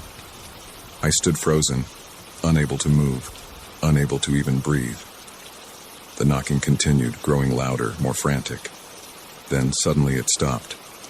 For a long moment, there was only silence. Then, a voice. It came from everywhere and nowhere at once, seeming to seep out of the very walls. "Let us in, David," it whispered. "We've been waiting for you." That broke my paralysis. I lunged for the door, yanking it open and bursting into the hallway. I had to get out of here, had to find help. But the hallway, it was wrong. It seemed to stretch on forever, the doors repeating endlessly. I turned back to look at my room, but 313 had vanished. Every door now bore the same number, CR0. I ran, my heart pounding in my chest. The hallway seemed to twist and turn, defying the laws of physics. No matter how far I went, I couldn't find the elevator, the stairs any way out. And all the while, I could hear them, whispers and scratches, coming from behind every door. Sometimes, I'd catch a glimpse of movement in my peripheral vision, a shadow darting across the hall, a hand reaching out from a doorway. But whenever I turned to look, there was nothing there. I don't know how long I ran. Hours, maybe. My legs burned. My lungs screamed for air, but I didn't dare stop. Because I knew with a bone-deep certainty that if I stopped, they would get me. Finally, I saw it. The elevator. I practically fell into it, jabbing frantically at the lobby button. As the doors began to close, I saw them. Figures emerging from the rooms, gliding down the hallway towards me. Their faces, God, their faces were... The doors slammed shut, cutting off my view. I sagged against the wall, gulping in air. The elevator began to descend, and for a moment I allowed myself to hope. Maybe this nightmare was over. Maybe I'd get to the lobby and find everything normal. But when the doors opened, I wasn't in the lobby. I was back in room 313. The room had changed. The wallpaper was peeling now, revealing pulsing, organic-looking material underneath. The bed writhed as if alive, sheets twisting like tentacles. And there, reflected in the mirror, was a figure. But it wasn't me. It wore my face. But the eyes. The eyes were black voids, endless and hungry. It smiled, revealing too many teeth, sharp and gleaming. "Welcome home, David," it said, its voice a chorus of whispers. "We've been waiting so long," I screamed. I screamed until my throat was raw, until I tasted blood. I screamed as the room twisted around me, as unseen hands grabbed at me from the shadows. And then, I woke up. I was in my car, parked at a rest stop. Rain pattered against the windshield. My phone was buzzing, a missed call from my boss, wondering why I hadn't shown up for my meeting. For a long moment, I just sat there trying to get my bearings. It had all been a dream. A vivid, terrifying nightmare, but just a dream. I must have pulled over when I got too tired to drive, fallen asleep at the wheel. I started the car, ready to put this all behind me. But as I pulled out of the rest stop, I caught sight of something in my rearview mirror that made my blood run cold. There, on the back seat, was a key. An old-fashioned metal key with a tag attached. Room 313, it read. Pinewood Inn. I drove and didn't stop until I was 3 states away. I quit my job, sold my house, changed my name. I don't stay in hotels anymore. Can't bring myself to even look at one, because I know the truth now. The Pinewood Inn is out there, waiting. It might not be in the same place, might not even look the same, but it's waiting. For me, for you, for anyone unlucky enough to check in. So if you're ever driving late at night, tired and looking for a place to rest, and you see a hotel you don't remember being there before, keep driving. No matter how exhausted you are, no matter how bad the weather is, just keep driving. Because some rooms you check into, you never really check out of. And in some hotels, every night is an eternity.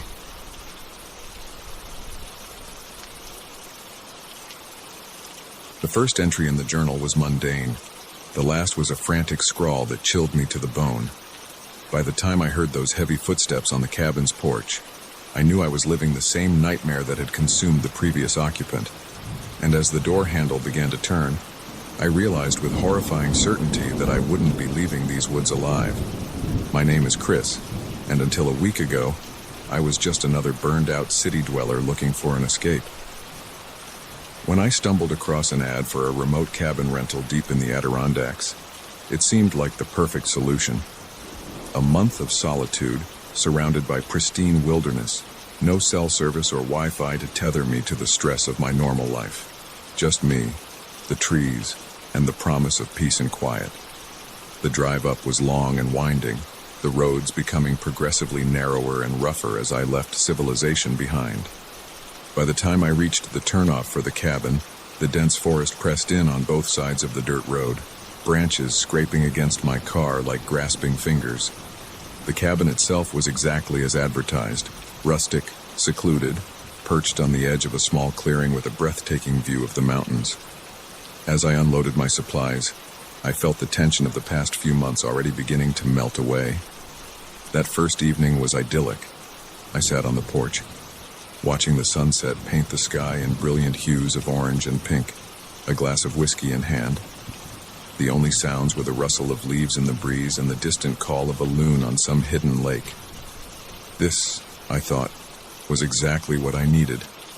It wasn't until I went inside to prepare dinner that I noticed the journal. It was sitting on the small writing desk in the corner, a leather-bound notebook that looked well used. Curious, I flipped it open. The first entry was dated 3 months ago. Finally made it to the cabin. The drive was longer than expected, but the silence up here is already worth it. Looking forward to a productive month of writing. The entries that followed were relatively mundane. Observations about the weather, notes on the local wildlife, progress updates on whatever the previous occupant had been writing. But as I flipped through the pages, I noticed a shift in tone. The entries became shorter, more fragmented. There was an increasing sense of unease permeating the words. 2 weeks in, there was this: heard strange noises last night. Not an animal, at least, not like any I've ever heard. Almost sounded like words, but in no language I know. Probably just the wind. A few days later, the noises are getting closer. Not the wind. Definitely not the wind. Saw something moving at the edge of the clearing today. Too big to be a deer. Moved all wrong for a bear. What the hell is out there? The final entry, dated just a week ago, sent a chill down my spine. It's here. God help me, it's here. If anyone finds this, don't stay. Run. Run before it's too. The entry ended abruptly, a long ink streak trailing off the page as if the writer had been suddenly interrupted. I closed the journal, my hands shaking slightly. This had to be some kind of joke, right? A prank by the owner to spook the city folk. But deep down, I knew it wasn't. The fear in those final entries was too raw, too real. I thought about leaving right then and there, but it was already dark, and the idea of navigating those treacherous mountain roads at night was daunting. I decided to stay the night and leave first thing in the morning. Sleep didn't come easily. Every creak of the cabin's old timbers, every rustle from the forest outside had me sitting bolt upright, straining my ears. But eventually, exhaustion won out, and I fell into a fitful slumber. I woke to silence, not the peaceful quiet of the previous evening, but a heavy, oppressive silence that seemed to press in on me from all sides. No birdsong, no insects buzzing, not even the whisper of wind through the trees. It was as if the forest itself was holding its breath. I got up, my movements feeling strangely sluggish, as if I was moving through water. The morning light filtering through the windows seemed dim and gray, despite the cloudless sky outside. That's when I saw it. A footprint in the dirt just outside the cabin's front window. A huge print, easily twice the size of my own foot, with long, curved claw marks at the end of each toe. My breath caught in my throat. This wasn't possible. There was no animal in these woods that could leave a print like that. Unless I thought of the journal, of the writer's increasing panic. Too big to be a deer, moved all wrong for a bear. I backed away from the window, my heart pounding. I had to get out of here. Now. I threw my belongings haphazardly into my bag, not bothering to pack neatly. Every few seconds, I glanced out the windows, half expecting to see some monstrous shape emerge from the tree line. Just as I was about to make a break for my car, I heard it. A low, rumbling growl that seemed to come from everywhere and nowhere at once. It was a sound that didn't belong in this world, ancient and hungry and undeniably alive. I froze, my hand on the doorknob. The growl came again, closer this time, and then footsteps, heavy, deliberate footsteps, coming from the other side of the cabin. With a jolt of terror, I realized they were circling around towards the front porch. I backed away from the door, looking frantically for a weapon, an escape route, anything. But there was nowhere to go. The footsteps grew louder, the floorboards of the porch creaking under immense weight. Then, silence. For a long moment, nothing moved. I stood there, scarcely daring to breathe, my eyes fixed on the door. The handle began to turn, slowly, inexorably. I'd like to say I faced whatever was on the other side bravely, that I stood my ground and fought. But the truth is, blind panic took over.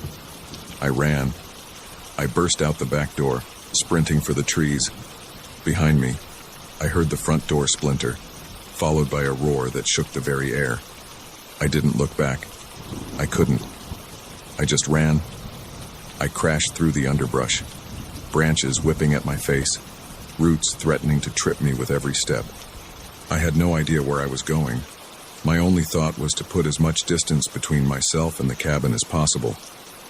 I don't know how long I ran. Time seemed to lose all meaning in that endless green maze.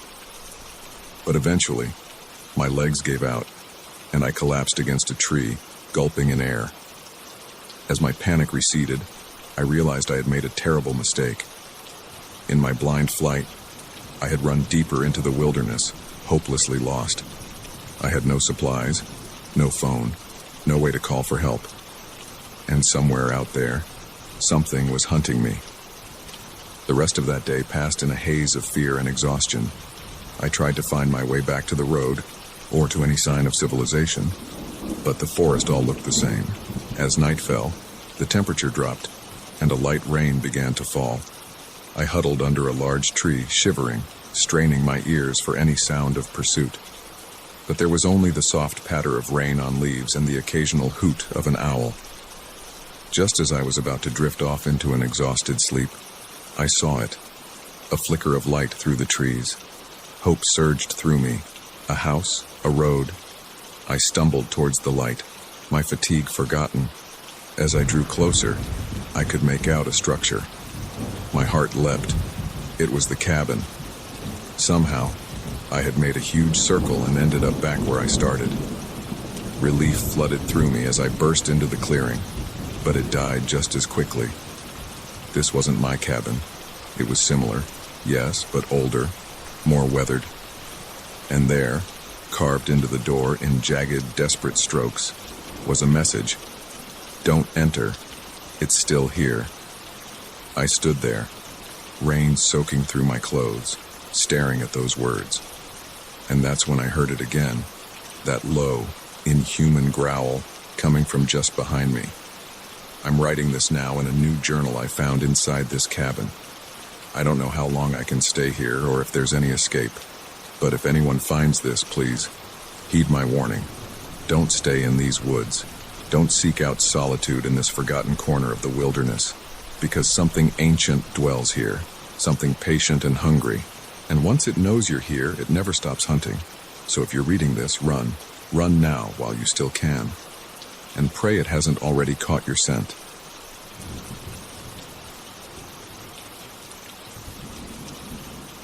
The first time we saw the impossibly tall, thin figure in the distance, we laughed it off as a mirage.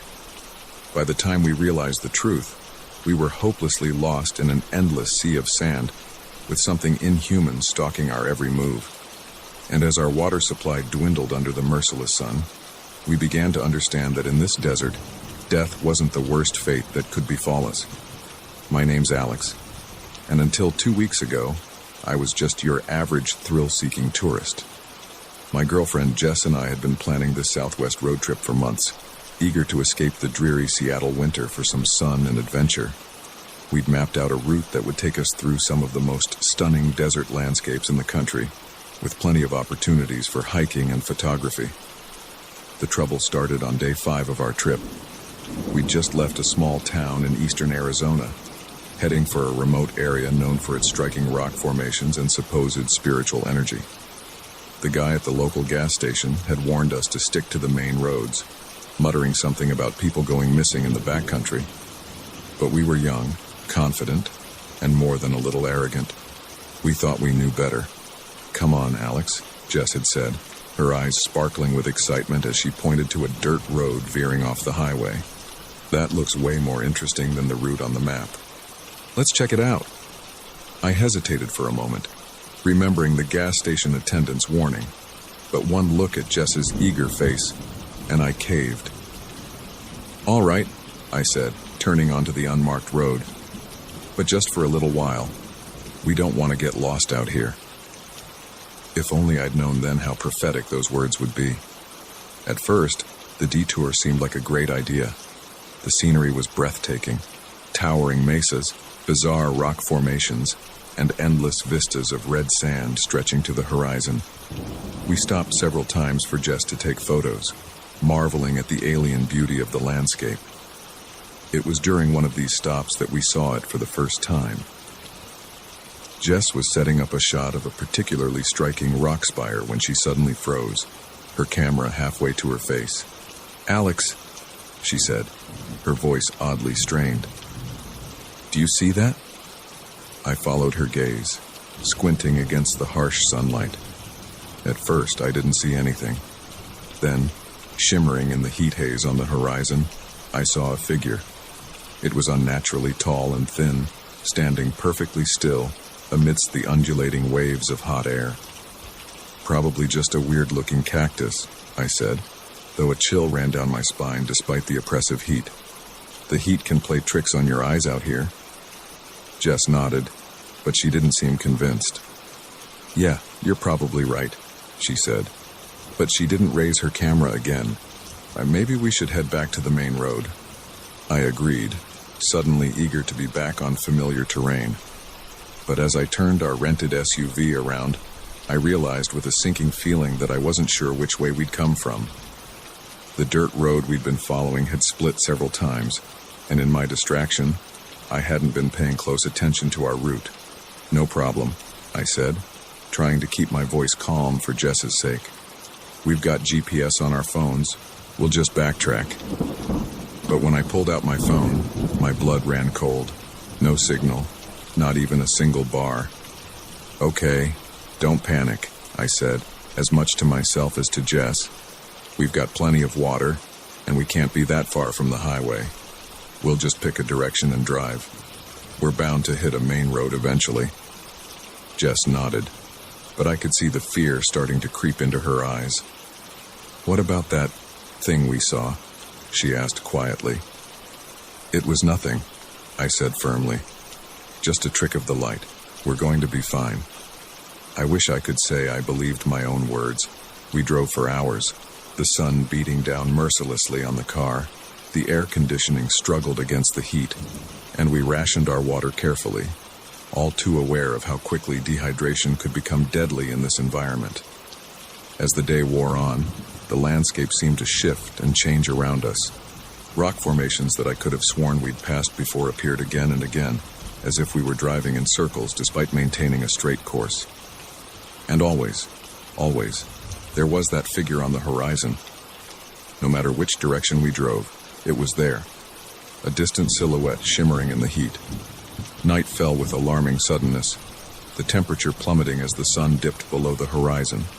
We decided to stop and wait for daylight, hoping to conserve fuel and maybe spot some lights from a town or highway. As we sat in the darkened car, the desert came alive with strange sounds, rustlings and skitterings that seemed to come from all around us, punctuated by eerie, ululating cries that were like no animal I'd ever heard. "Alex," Jess whispered, clutching my arm. "What is that?" I opened my mouth to offer some comforting lie, but the words died in my throat, because there, in the moonlight, I saw them.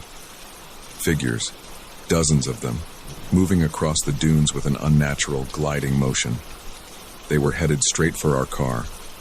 I started the engine with shaking hands, peeling away in a spray of sand. In the rearview mirror, I could see the figures pursuing us, moving far faster than anything human had a right to. We drove through the night, fueled by terror and the last dregs of our water supply. As dawn broke, we found ourselves in a vast salt flat, white crystals stretching endlessly in every direction. The pursuers were gone, but so was any sign of the world we knew. "This is impossible," Jess said, her voice hoarse from thirst and fear. "We can't have driven this far. Where are we?" I had no answer for her. The laws of geography, of physics itself, seemed to have broken down. We were in a place that shouldn't exist, hunted by things that shouldn't be real. As the sun climbed higher, the heat became unbearable. Our water was gone, and the car's fuel gauge was hovering near empty. In desperation, we decided to leave the vehicle and try to walk to safety. It was a mistake. Without the car's meager protection, we were exposed to the full fury of the desert. The sun seared our skin, the salt burned our eyes, and every step was an agony on the blistering hot ground. We hadn't gone more than a mile when Jess collapsed. I tried to carry her, but in my weakened state, I could barely stand myself. As I knelt beside her, cradling her head in my lap, I saw it again. The tall, thin figure, no longer on the horizon but standing mere yards away. Up close, it was even more terrifying. Its body was impossibly elongated, joints bending at unnatural angles. Its face, if you could call it that, was a blank expanse of skin with only the suggestion of features. And yet, somehow, I knew it was looking right at us. As I watched, paralyzed with fear and exhaustion, more figures emerged from the shimmering heat haze. They surrounded us, their bodies swaying slightly like reeds in a breeze that didn't exist. One of them reached out a long, spindly arm. Its hand, tipped with needle-like fingers, gently touched Jess's forehead. She gasped, her eyes flying open, but there was no recognition in them. Only a blank, glassy stare. I tried to pull her away, to scream, to do anything, but my body wouldn't respond. The same long-fingered hand touched my face, and the world shifted. I found myself standing upright, the fatigue and thirst suddenly gone. Jess was beside me, but when I looked at her, I realized with horror that she wasn't Jess anymore. Her body had elongated, her features smoothing out into that same blank expanse I'd seen on our captors. I tried to speak, to call her name, but no sound came out. Instead, I felt my own body beginning to change, stretching and twisting into a new form. And then, suddenly, I understood. This wasn't an ending, but a beginning. We hadn't been hunted. We'd been called, drawn to this place, this impossible desert, to become something new, something ancient and patient and utterly alien. As my transformation completed, I felt my awareness expand.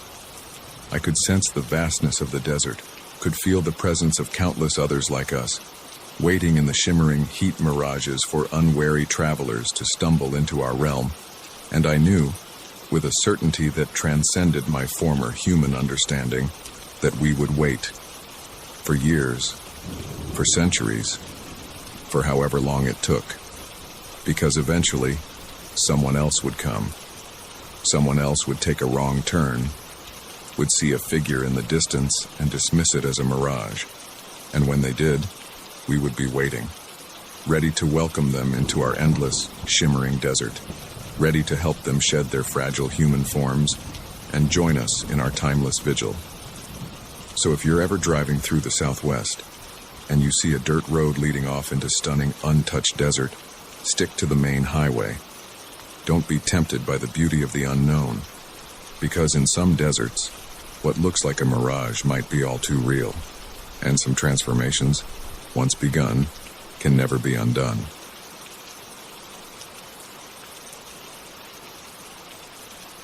The moment my light illuminated that pale, humanoid figure deep in the underwater cave, I knew I'd made a terrible mistake.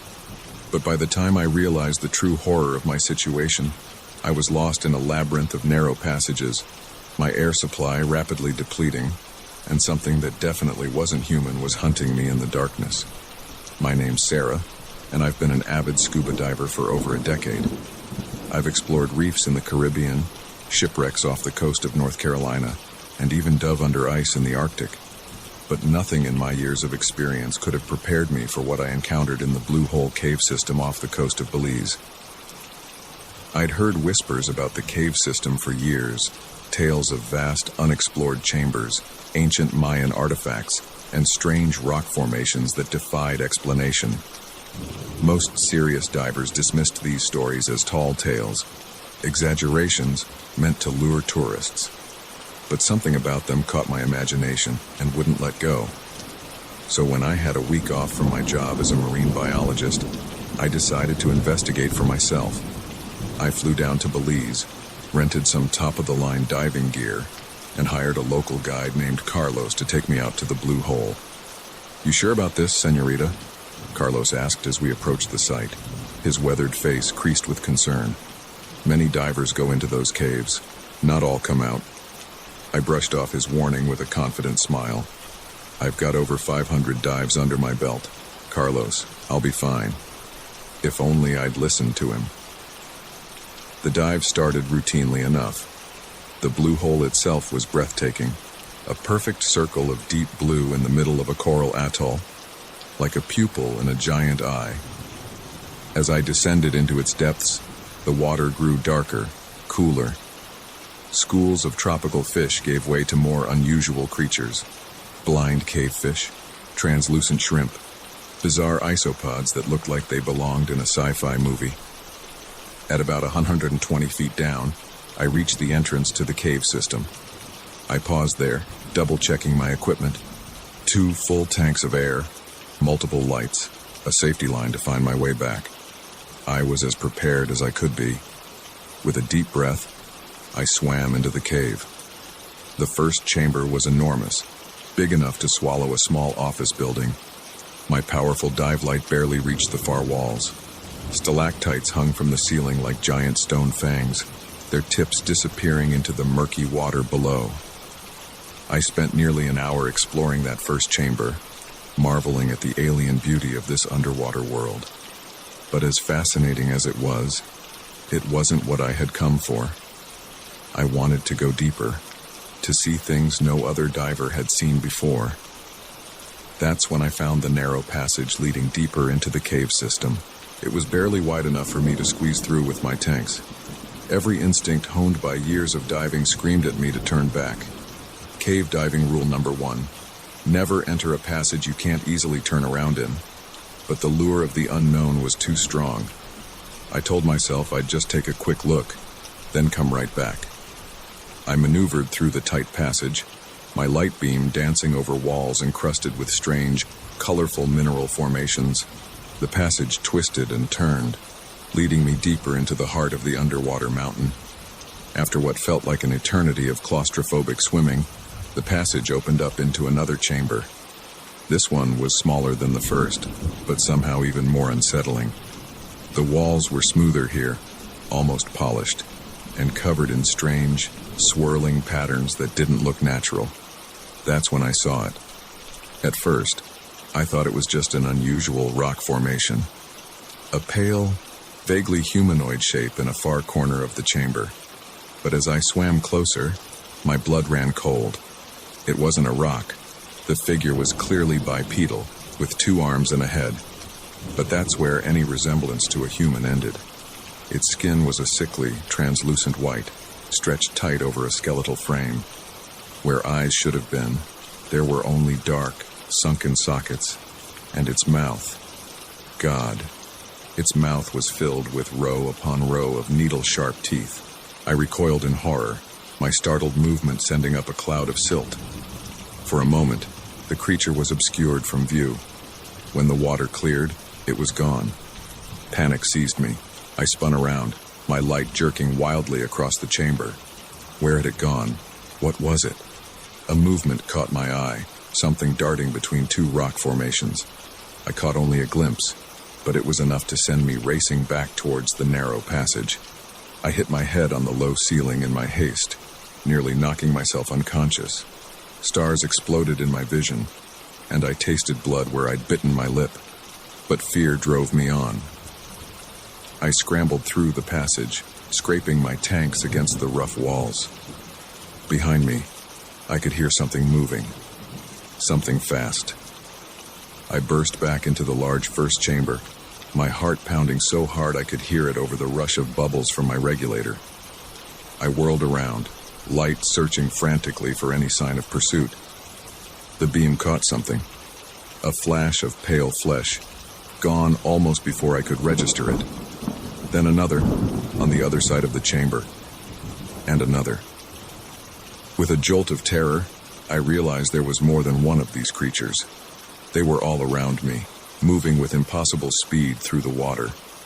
I made a break for the cave entrance, pushing my body to its limits.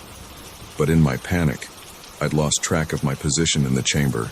The exit should have been right there, but all I could see was solid rock. I was lost. My breathing was coming fast and shallow now, using up precious air. I forced myself to slow down, to think. The safety line. I still had the safety line attached to my belt. All I had to do was follow it back to the entrance. With shaking hands, I grabbed the line and began to follow it. But after only a few feet, I found the end. The line had been cut. A low, gurgling sound echoed through the water, something between a growl and a laugh. They were toying with me. I don't know how long I swam, desperately searching for the way out. Time lost all meaning in that underwater labyrinth. My air supply dwindled dangerously low, the gauge moving into the red zone. Just when I was about to give up hope, to give in to the crushing despair, and let the dark water take me, I saw it. A glimmer of lighter blue in the distance. The exit. I swam towards it with the last of my strength. Behind me, I could hear them getting closer, could almost feel their cold, clammy hands reaching for me. I burst out of the cave into open water, not daring to look back. I ascended as fast as I safely could, my lungs burning for air. When I finally broke the surface, I gulped in great lungfuls of air, tears mixing with the salt water on my face. Carlos's boat was there, and I've never been so glad to see anything in my life. "Señorita," Carlos cried as he helped me aboard. "I was about to call for help. You were down there for hours." Hours. It had felt like days. As Carlos sped us back to shore, I huddled in the boat, shivering despite the tropical heat. I couldn't shake the feeling that I was still being watched, that those things were still down there, waiting. I tried to tell Carlos what I'd seen, but the words wouldn't come. How could I describe the horror I'd encountered? Who would believe me? I left Belize the next day and haven't been diving since. Can't even bring myself to take a bath. Showers only now. I tell people I lost my passion for the sport, but the truth is, I'm terrified of what might be lurking beneath the surface of any body of water, because now I know the truth. There are things down there in the darkness, ancient things, patient things, things that have been waiting a long, long time for someone to stumble into their realm. And sometimes, if you go deep enough, if you push too far into places humans were never meant to go, you might just meet them. So if you're a diver, and you hear stories about unexplored cave systems, about strange creatures glimpsed in the depths, do yourself a favor. Stick to the well-mapped sites, the popular reefs, and well-lit waters. Because in some caves, the true monsters aren't the ones you bring with you in your mind. They're the ones waiting in the darkness with pale flesh and too many teeth, always hungry for unwary explorers to stumble into their domain. And once they've got your scent, they never, ever stop hunting.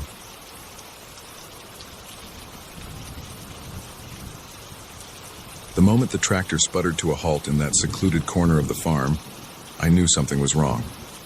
But it wasn't until I heard those inhuman shrieks echoing from the cornfield that I realized our annual fall festival had become a fight for survival.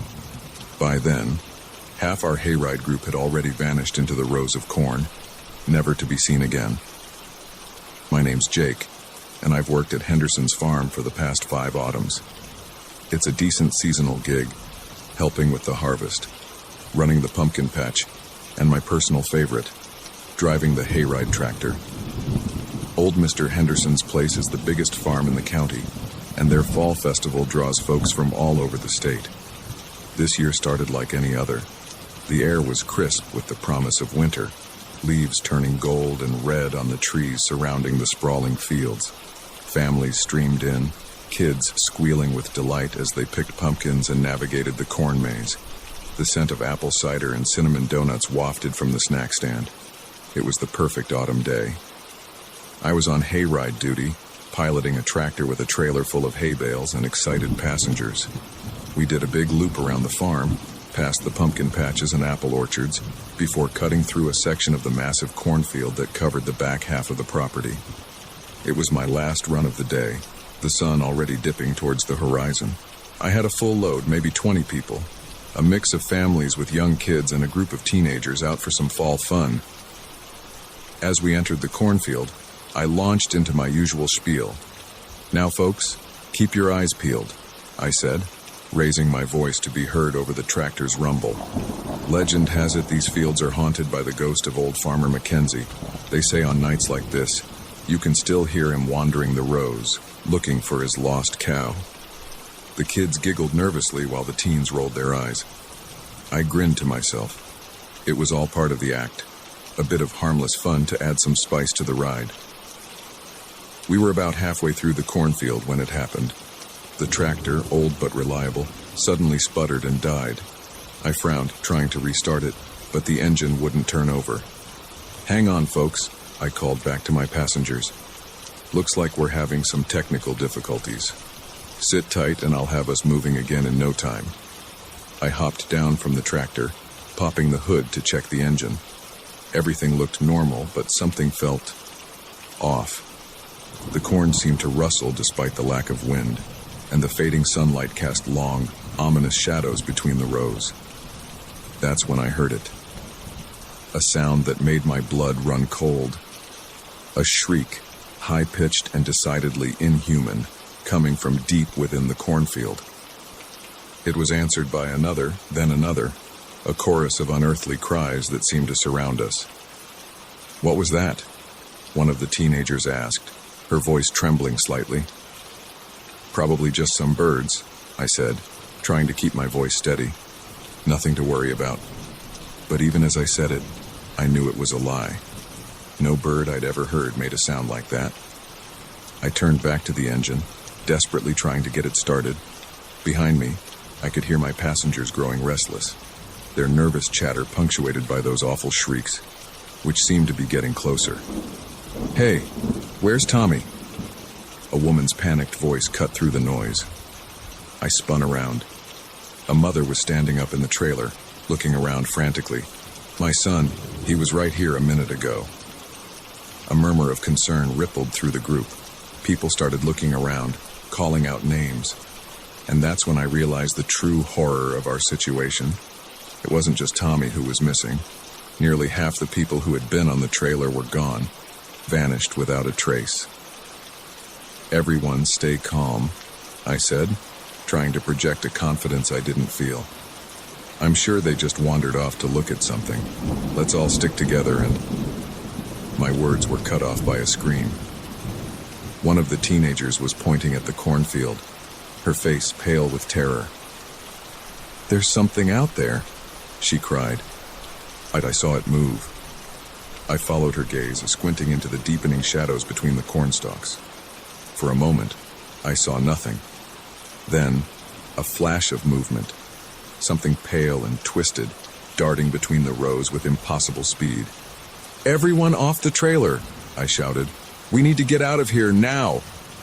Panic set in. People scrambled off the hay bales, children crying, adults shouting.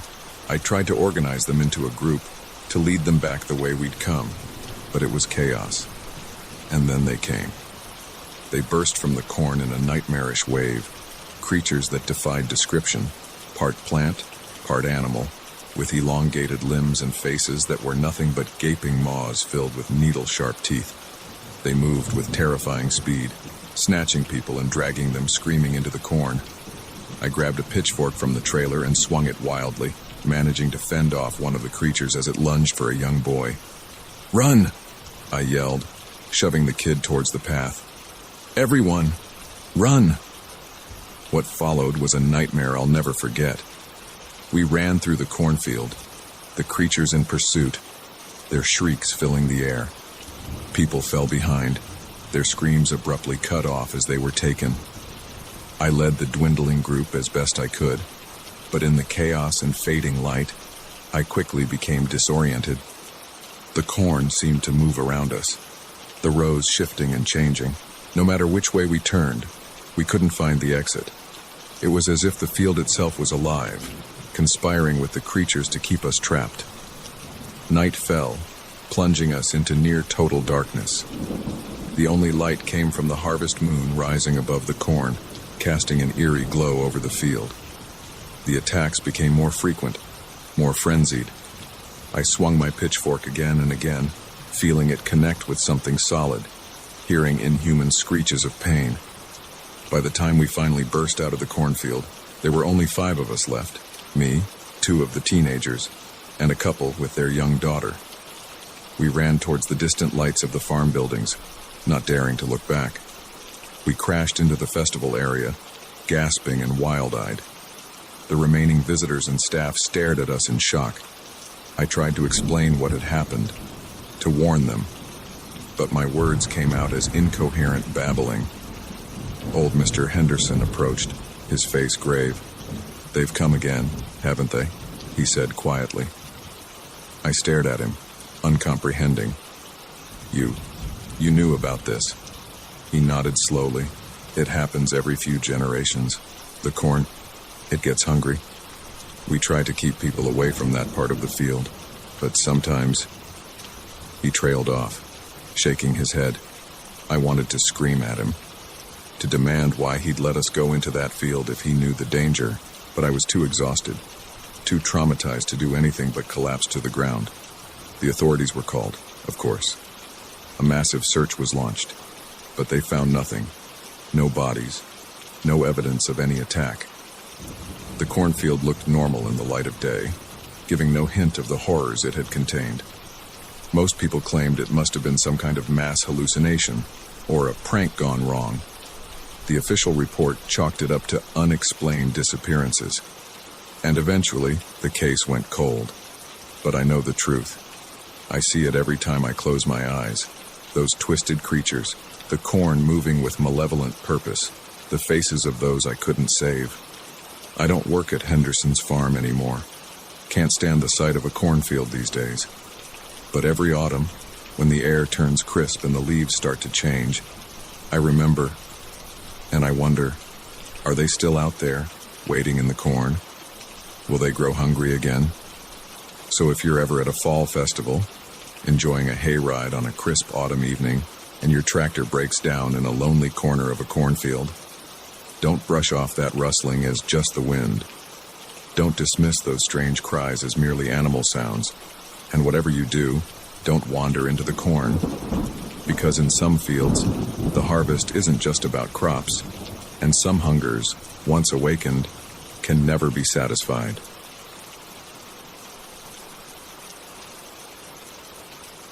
The moment I first saw him lurking in the shadows of the subway platform, I knew something was terribly wrong.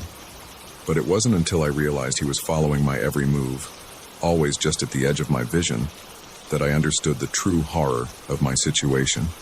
And as the minutes ticked by, my train still agonizingly far away, I began to wonder if I'd make it out of this station alive. My name is Elena, and until that night, I was just another overworked graduate student in New York City. I'd stayed late at the university library, losing track of time as I pored over research for my thesis. By the time I packed up my laptop and headed for the subway, the city had transformed into its nocturnal self, a place of deep shadows and eerie quiet, punctuated by the occasional siren or drunken shout. The 86th Street station was deserted when I descended the stairs, my footsteps echoing off the grimy tiles. I'd taken this route hundreds of times before, but something felt different that night. The air seemed heavier, charged with an energy I couldn't explain. I checked the arrival board. 20 minutes until the next downtown train. Great. I sighed, resigning myself to a long wait, and moved towards my usual spot on the platform. That's when I saw him. He was standing at the far end of the platform, half hidden in the shadows cast by a flickering fluorescent light. Even from a distance, something about him set my teeth on edge. He was tall, unnaturally so, and rail-thin, his body swallowed up by a long, dark coat despite the summer heat. But it was his stillness that really unnerved me. He didn't shift his weight, didn't check his phone, didn't do any of the 100 little movements people usually make while waiting. He just stood there, like a statue. I told myself I was being paranoid. This was New York, after all. You see all types on the subway. I forced myself to look away, pulling out my phone to distract myself. A few minutes passed. When I glanced up again, my heart nearly stopped.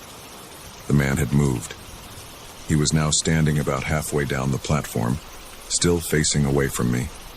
I hadn't heard him move, hadn't seen him in my peripheral vision. It was as if he had teleported. I swallowed hard, my mouth suddenly dry. This was wrong. Everything about this was wrong. I looked around frantically for anyone else, but the platform remained empty, just me and him. I considered leaving, heading back up to the street to catch a cab, but something kept me rooted to the spot. Fear, maybe, or morbid curiosity, or perhaps some deeper instinct that told me running would only make things worse. So I stayed, my eyes locked on the strange figure. And that's when he turned his head, slowly, so slowly, to look at me. I wish I could say I saw something monstrous, that he had glowing eyes or fangs or something that would justify the terror coursing through me. But the truth was almost worse. His face was blank, expressionless, like a mannequin given horrible life. Our eyes met, or at least, I think they did. It was hard to tell, given the distance and the poor lighting. But in that moment, I felt seen. Not just observed, but seen, in a way that left me feeling exposed, vulnerable. I looked away quickly, my heart pounding. When I gathered the courage to look back, he had moved again. Closer now, still facing away from me, but only a few yards down the platform. Panic rose in my throat. I backed away, moving towards the stairs. But as I did, he moved too, matching my pace exactly. Always keeping the same distance between us, always staying just in my peripheral vision. This continued for what felt like hours, but was probably only minutes. Me, inching towards the exit. Him, mirroring my movements with uncanny precision. The whole time, that oppressive silence hung over the station, broken only by the distant rumble of trains on other lines. I reached the base of the stairs and paused, one foot on the bottom step. Part of me screamed to run, to flee back to the relative safety of the street above. But another part, a deeper, more primal part, warned that turning my back on this thing would be a fatal mistake. So I stood there, frozen in indecision, watching as the figure slowly, so slowly began to turn towards me. That's when I heard it, the blessed sound of an approaching train. My train, relief flooded through me, followed quickly by a new wave of terror. Because I knew, with a certainty I couldn't explain, that I had to be on that train, that if I missed it, I would never leave this platform. The next few moments were a blur. I ran towards the edge of the platform, no longer caring if I turned my back on the stranger. I could feel him behind me, moving with that same unnatural speed and silence. The train burst into the station in a rush of wind and screeching metal. I positioned myself in front of where I knew the doors would open, bouncing on the balls of my feet in anticipation. As the train slowed to a stop, I risked a glance over my shoulder. The man was there, much closer now, his arm outstretched as if to grab me. His fingers were too long, joints bent at impossible angles. The doors slid open. I threw myself inside, stumbling into an empty car. As I whirled around, I caught one last glimpse of the platform, and the figure standing at the very edge, his blank face turned towards me. Then the doors closed, and the train pulled away, leaving the strange man and that nightmarish platform behind. I sank into a seat, my legs shaking too badly to stand. As the adrenaline faded, I tried to make sense of what had just happened. Had I imagined it all? Was I so exhausted from studying that my mind had conjured up some bizarre hallucination? But deep down, I knew it had been real. The terror I'd felt was too visceral, too raw to have been a product of my imagination. When I finally reached my stop, I half expected to see the strange man waiting on the platform, but it was just the usual late-night crowd, a few tired workers, some tipsy revelers heading home from bars. I made it back to my apartment in record time, double-checking every lock before collapsing into bed. Sleep was a long time coming, and when it did, it was filled with dreams of endless subway platforms and silent eyes pursuing figures. The next day, I told myself it had all been a stress-induced fantasy. I went about my routine as normal, pushing the memories of the previous night to the back of my mind. But as evening fell and I faced the prospect of another late night at the library, I found myself making excuses to stay home. A week passed. Then two. I took cabs or buses. Anything to avoid the subway. My friends noticed my newfound aversion to public transportation, but I brushed off their concerns with vague excuses about wanting more exercise. But I couldn't avoid it forever. One night, running late for a crucial meeting, I found myself with no choice but to take the subway. As I descended the stairs to the 86th Street station, my palms were slick with sweat. The platform looked normal, crowds of commuters, the usual bustle of a New York evening. I began to relax, feeling foolish for my fears, and then I saw him. He was at the far end of the platform, half hidden behind a pillar. That same unnaturally tall, thin figure, that same blank face turned in my direction. Our eyes met across the crowded platform, and in that moment, I knew this wasn't over. Maybe it would never be over. I turned and fled, taking the stairs two at a time, not stopping until I was back on the street. I hailed the first cab I saw, my hands shaking as I gave the driver my address. As we pulled away from the curb, I glanced back at the subway entrance, and there he was, standing at the top of the stairs, watching my cab disappear into the New York traffic. I don't take the subway anymore. Can't bring myself to set foot in a station. I've changed my routines, my habits, even moved to a new apartment. But sometimes, late at night, I'll catch a glimpse of something in my peripheral vision, a tall, thin shape, just at the edge of the shadows. And I wonder, did I ever really escape that night? Or is he still out there, waiting, following, always just out of sight? So if you're ever in a subway station late at night, and you see a strange figure lurking in the shadows, don't dismiss it. Don't try to rationalize it away. And whatever you do, don't let it get between you and the exit. Because some predators don't just stalk their prey in the wild. Some hunt in the tunnels and platforms beneath our feet, patient and persistent, always watching, always waiting for their moment to strike. And once they've chosen you, they never, ever stop hunting.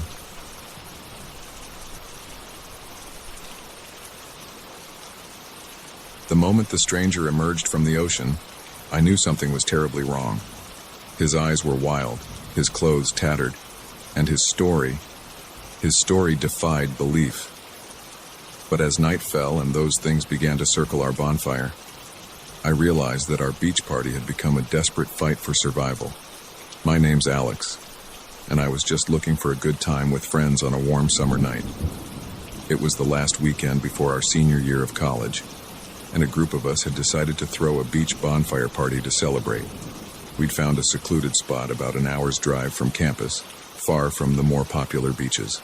The perfect place to let loose without worrying about noise complaints or campus security.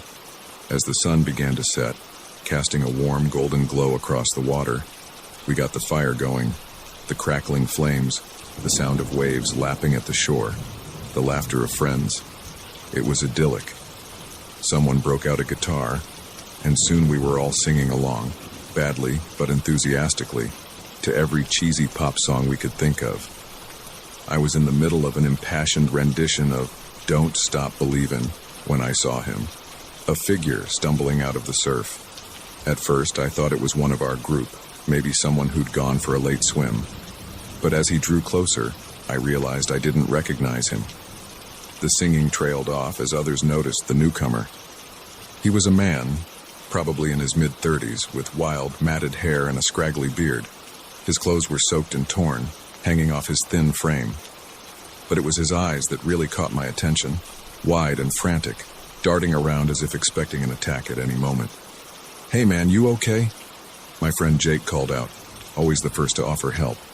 The stranger's head snapped towards us, and for a moment, I thought he might bolt back into the ocean. But then he stumbled forward, collapsing onto the sand near our fire. "Thank God," he gasped, his voice raspy as if from disuse. I thought I'd never see people again." We gathered around him, someone offering a blanket, another a bottle of water. He gulped it down greedily, water spilling down his chin.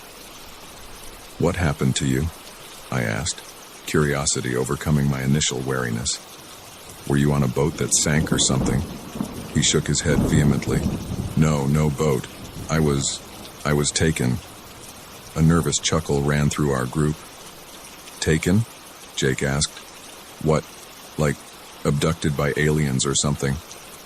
The man's eyes locked onto Jake, and the intensity in them made me take a step back. "Not aliens," he said. "Something worse. Something from the deep." And then he started to talk. He told us a story so fantastic, so terrifying, that at first we were sure it was some elaborate prank. He claimed to have been a marine biologist on an expedition to study deep-sea life in the Caribbean. Their ship had been state-of-the-art, equipped with the latest in submersible technology. But on their third dive, something had gone wrong. Their submersible had been attacked by something massive, with tentacles that could crush steel like it was tinfoil. The sub had been dragged down into the inky blackness of the deep ocean. He described waking up in some kind of underwater city, a vast complex of stone buildings that looked ancient, yet somehow still functional. And the inhabitants? He struggled to describe them. Humanoid, but wrong. Fish-like features, scales instead of skin, webbed hands with razor-sharp claws. "They kept us alive," he said, his voice shaking. "Studied us, experimented on us. I saw them change people, turn them into things like them." He claimed to have escaped during some kind of undersea earthquake, managing to find an air pocket and eventually making his way to the surface. He'd been adrift for days before washing up on our beach. As his story came to an end, a heavy silence fell over our group. The only sound was the crackle of the fire and the gentle lapping of waves on the shore. "That's quite a story," I said finally, trying to keep my voice neutral. Part of me wanted to laugh it off, to dismiss it as the ravings of a man who'd clearly been through some kind of trauma. But there was something in his eyes, a haunted look that made me hesitate. "You don't believe me," he said. It wasn't a question. I wouldn't believe me either, but they're real, and they're coming. They've been down there for thousands of years, watching us, waiting, and now they're ready to reclaim the surface. A chill ran down my spine that had nothing to do with the cooling night air. I opened my mouth to respond, but before I could, a scream cut through the night. We all whirled around. Megan, who'd wandered a little way down the beach, was backing away from the water's edge, pointing with a shaking hand. "There's something out there," she cried. I saw eyes." We rushed to her side, peering out into the darkness. For a moment, I saw nothing. Then, a flash of movement, something breaking the surface of the water, just for an instant, something that looked disturbingly like a human arm, but elongated, ending in wickedly curved claws. "No," the stranger whispered behind us. "They've found me. They've found us." Panic set in. We scrambled back towards our bonfire, huddling together as we scanned the water. More shapes were visible now, dark forms moving just beneath the surface, circling our position. "We need to get out of here," Jake said, his usual bravado replaced by naked fear. "We need to get to the cars." But our vehicles were parked up a narrow path that led through a stretch of dense woods. To reach them, we'd have to turn our backs on the ocean, and whatever was lurking out there. Before we could decide on a course of action, it happened. With a sound like a wet towel being torn in half, something burst from the water. In the flickering firelight, I caught a glimpse of glistening scales, bulbous eyes, a mouth filled with needle-sharp teeth. Screams erupted from our group. We scattered, some running for the woods, others frozen in terror. I stumbled backwards, tripping over a piece of driftwood and falling hard onto the sand. As I scrambled to my feet, I saw more of them emerging from the surf. They moved with a horrible fluidity, part crawl, part slither. Their bodies were vaguely humanoid, but twisted, elongated in ways that defied anatomy. One of them grabbed Megan as she tried to run. I watched in horror as it dragged her towards the water, her screams cutting off abruptly as she was pulled under. "The fire!" the stranger yelled, snapping me out of my daze. "They hate the fire. It's your only chance." I didn't stop to question him. I grabbed a burning branch from the bonfire, wielding it like a torch. The nearest creature hissed and recoiled, its flesh sizzling where sparks landed on it. "Everyone grab something burning," I shouted. "Form a circle." Those of us who remained did as I said, creating a ring of fire around us. The creatures prowled just outside the circle of light, their inhuman eyes reflecting the flames. For what felt like hours, we stood our ground, waving our makeshift torches at any creature that dared to get too close. I lost track of how many of our group were taken. Every time I heard a scream cut short, every splash that signaled another person dragged into the depths, I felt a piece of my sanity slip away. As the sky began to lighten with the first hints of dawn, the attacks grew less frequent.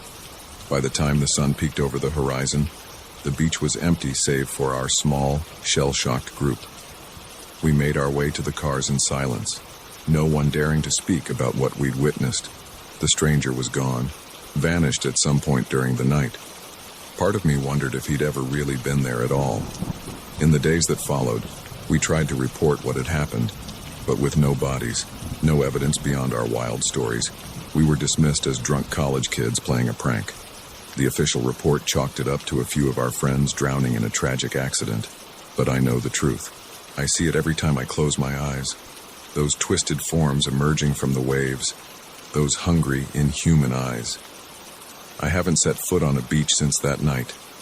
Can't even look at the ocean without feeling a wave of panic. Because I know they're out there, waiting, watching. And one day, they'll come for us all. So, if you're ever on a beach late at night and you see something strange in the water, don't dismiss it. Don't try to rationalize it away. And whatever you do, don't go near the waves, because some things are better left in the depths. And once they've gotten a taste of the surface, they'll never stop hunting for more.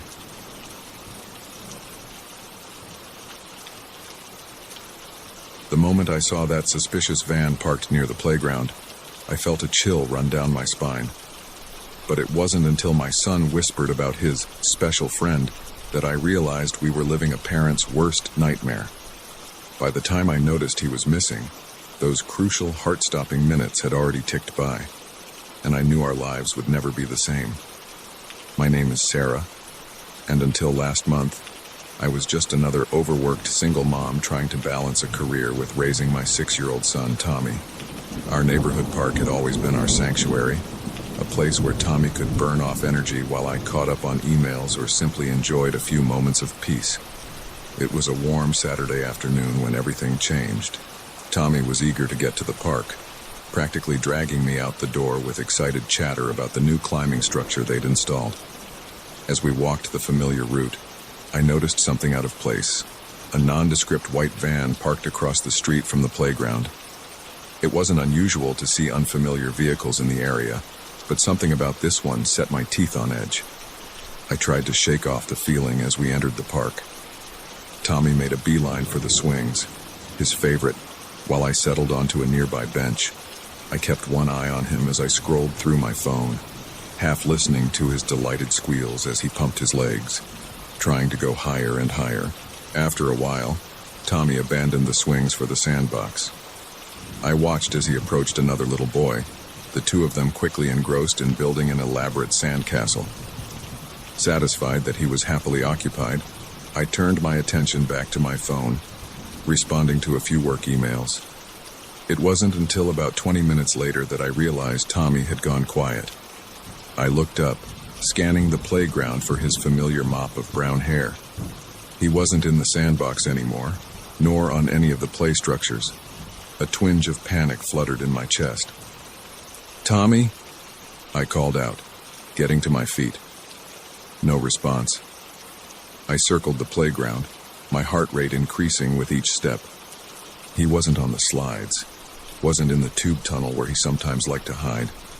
Other parents were starting to notice my distress, asking if they could help. That's when I remembered the van.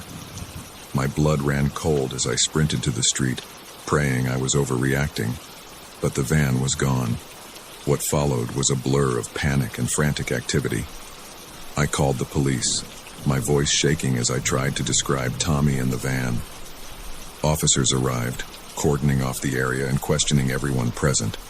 I answered their questions on autopilot, my mind unable to process the reality of what was happening. Hours passed in an agonizing haze. As darkness fell, the initial flurry of activity gave way to a terrible waiting game. I sat on our living room couch, surrounded by well-meaning friends and neighbors, barely registering their words of comfort. My eyes were glued to the front door, willing it to open, for Tommy to walk through with a sheepish grin, explaining it had all been a silly game of hide and seek. But he didn't come home that night, or the next, or the one after that. The days that followed were a nightmare of police interviews, press conferences, and sleepless nights. I replayed every moment of that afternoon in my mind, torturing myself with what-ifs. What if I'd been paying closer attention? What if we'd left the park 5 minutes earlier? What if I'd trusted my instincts about that van? It was during one of the police interviews that a detective asked a question that made my blood run cold. "Mrs. Johnson, had Tommy mentioned any new friends recently? Anyone he seemed particularly excited about?" I started to shake my head, then froze as a memory surfaced. A few days before the incident, Tommy had been unusually quiet on our walk home from school. When I asked what was wrong, he'd hesitated before saying, "Mommy, can I tell you a secret?" I'd encouraged him, of course, always eager to be his confidant. "I have a special friend," he'd said, his voice barely above a whisper. "But it's a secret." He said I can't tell anyone about him. At the time, I'd assumed he was talking about an imaginary friend. It wasn't unusual for kids his age to have them, and I hadn't wanted to discourage his creativity. I'd simply smiled and told him it was okay to have secrets, as long as they weren't secrets that made him feel bad or scared. Now, recalling that conversation, I felt physically ill. How could I have been so blind? The detective's face tightened as I relayed this information. "Why didn't you mention this before?" he asked, his tone more weary than accusatory. I couldn't answer. The guilt was overwhelming, choking me with its intensity. The investigation took on a new urgency after that revelation. They combed through security footage from nearby businesses, interviewed Tommy's teachers and our neighbors, and put out a nationwide alert for the van. Days turned into weeks. Tommy's face was plastered on every local news channel, his smile haunting me from missing person posters taped to telephone poles and shop windows. I took a leave of absence from work, unable to focus on anything but the search for my son. Then, exactly 1 month after Tommy disappeared, my phone rang. It was a number I didn't recognize. With trembling hands, I answered. "Mrs. Johnson?" A gruff voice said, "This is Detective Ramirez. We need you to come down to the station right away." My heart leapt into my throat. "Did you find him? Is Tommy okay?" There was a pause that seemed to stretch for an eternity. "Just come down to the station, Mrs. Johnson, as quickly as you can." The drive to the police station was the longest of my life. My mind raced through every possibility, from the joyous reunion I'd been praying for to the devastating news I couldn't bear to contemplate. As I was led into an interview room, I noticed an unusual flurry of activity in the station. Detective Ramirez was waiting for me, his face a mask of professional detachment. "Mrs. Johnson," he began, "about an hour ago, we received a 911 call from a gas station attendant in a town about 200 miles north of here. He reported a young boy wandering alone in the parking lot, matching Tommy's description." I gasped, tears springing to my eyes. "Is it him? Is he okay?" The detective held up a hand. "We believe it is Tommy. Yes. Local police picked him up and are bringing him here as we speak. But Mrs. Johnson, I need to prepare you. Tommy appears to be physically unharmed, but he's not speaking. We don't know yet what he's been through, what he might have witnessed. It's going to be a long road." I barely heard the rest of what he said. My son was alive. He was coming home. Nothing else mattered. The reunion, when it finally happened, was both joyous and heartbreaking. Tommy looked smaller somehow, his eyes wide and wary in a way no child's eyes should be. When he saw me, he didn't run into my arms as I'd imagined. Instead, he approached cautiously, as if unsure of his welcome. I knelt down, opening my arms but not moving towards him, letting him set the pace. After a long moment, he stepped into my embrace. As I held him, feeling his small body tremble against mine, I made a silent vow. I would help him heal. I would do whatever it took to make him feel safe again. The months that followed were challenging beyond anything I could have imagined. Tommy remained largely nonverbal, communicating mainly through nods and headshakes. Nightmares plagued his sleep, and loud noises or sudden movements would send him into a panic. Slowly, with the help of therapists and child psychologists, we began to piece together what had happened. The special friend had been grooming Tommy for weeks, gaining his trust with small gifts and attention. On that fateful day in the park, he had convinced Tommy to go for a ride, promising to show him a magical place. The details of Tommy's month in captivity remained murky, locked away in his traumatized mind. The man who took him was eventually caught, but Tommy was unable to testify against him. It didn't matter. The evidence was overwhelming, and he would spend the rest of his life behind bars. It's been a year now since Tommy came home. He's speaking again, though he's still quieter than before. He's back in school making new friends, slowly reclaiming the childhood that was so violently interrupted. As for me, I've become a fierce advocate for child safety education and tougher laws against predators. I can't change what happened to Tommy, but I can try to prevent it from happening to other children. Every night, as I tuck Tommy into bed, I'm overwhelmed with gratitude that he's here, safe in his own room. But I'm also acutely aware of how quickly a normal day can turn into a nightmare. I know now that the monsters aren't just in stories. They're out there, waiting for a moment of inattention, a child's innocence to exploit. So if you're a parent, hug your children a little tighter tonight. Talk to them about safety, about trusting their instincts. And if you ever see something that doesn't feel right, a van parked where it shouldn't be, a stranger paying too much attention to a child, don't hesitate to speak up. Because sometimes a parent's watchful eye and a community's vigilance are all that stand between a child and unimaginable horror. And in those crucial moments, every second counts.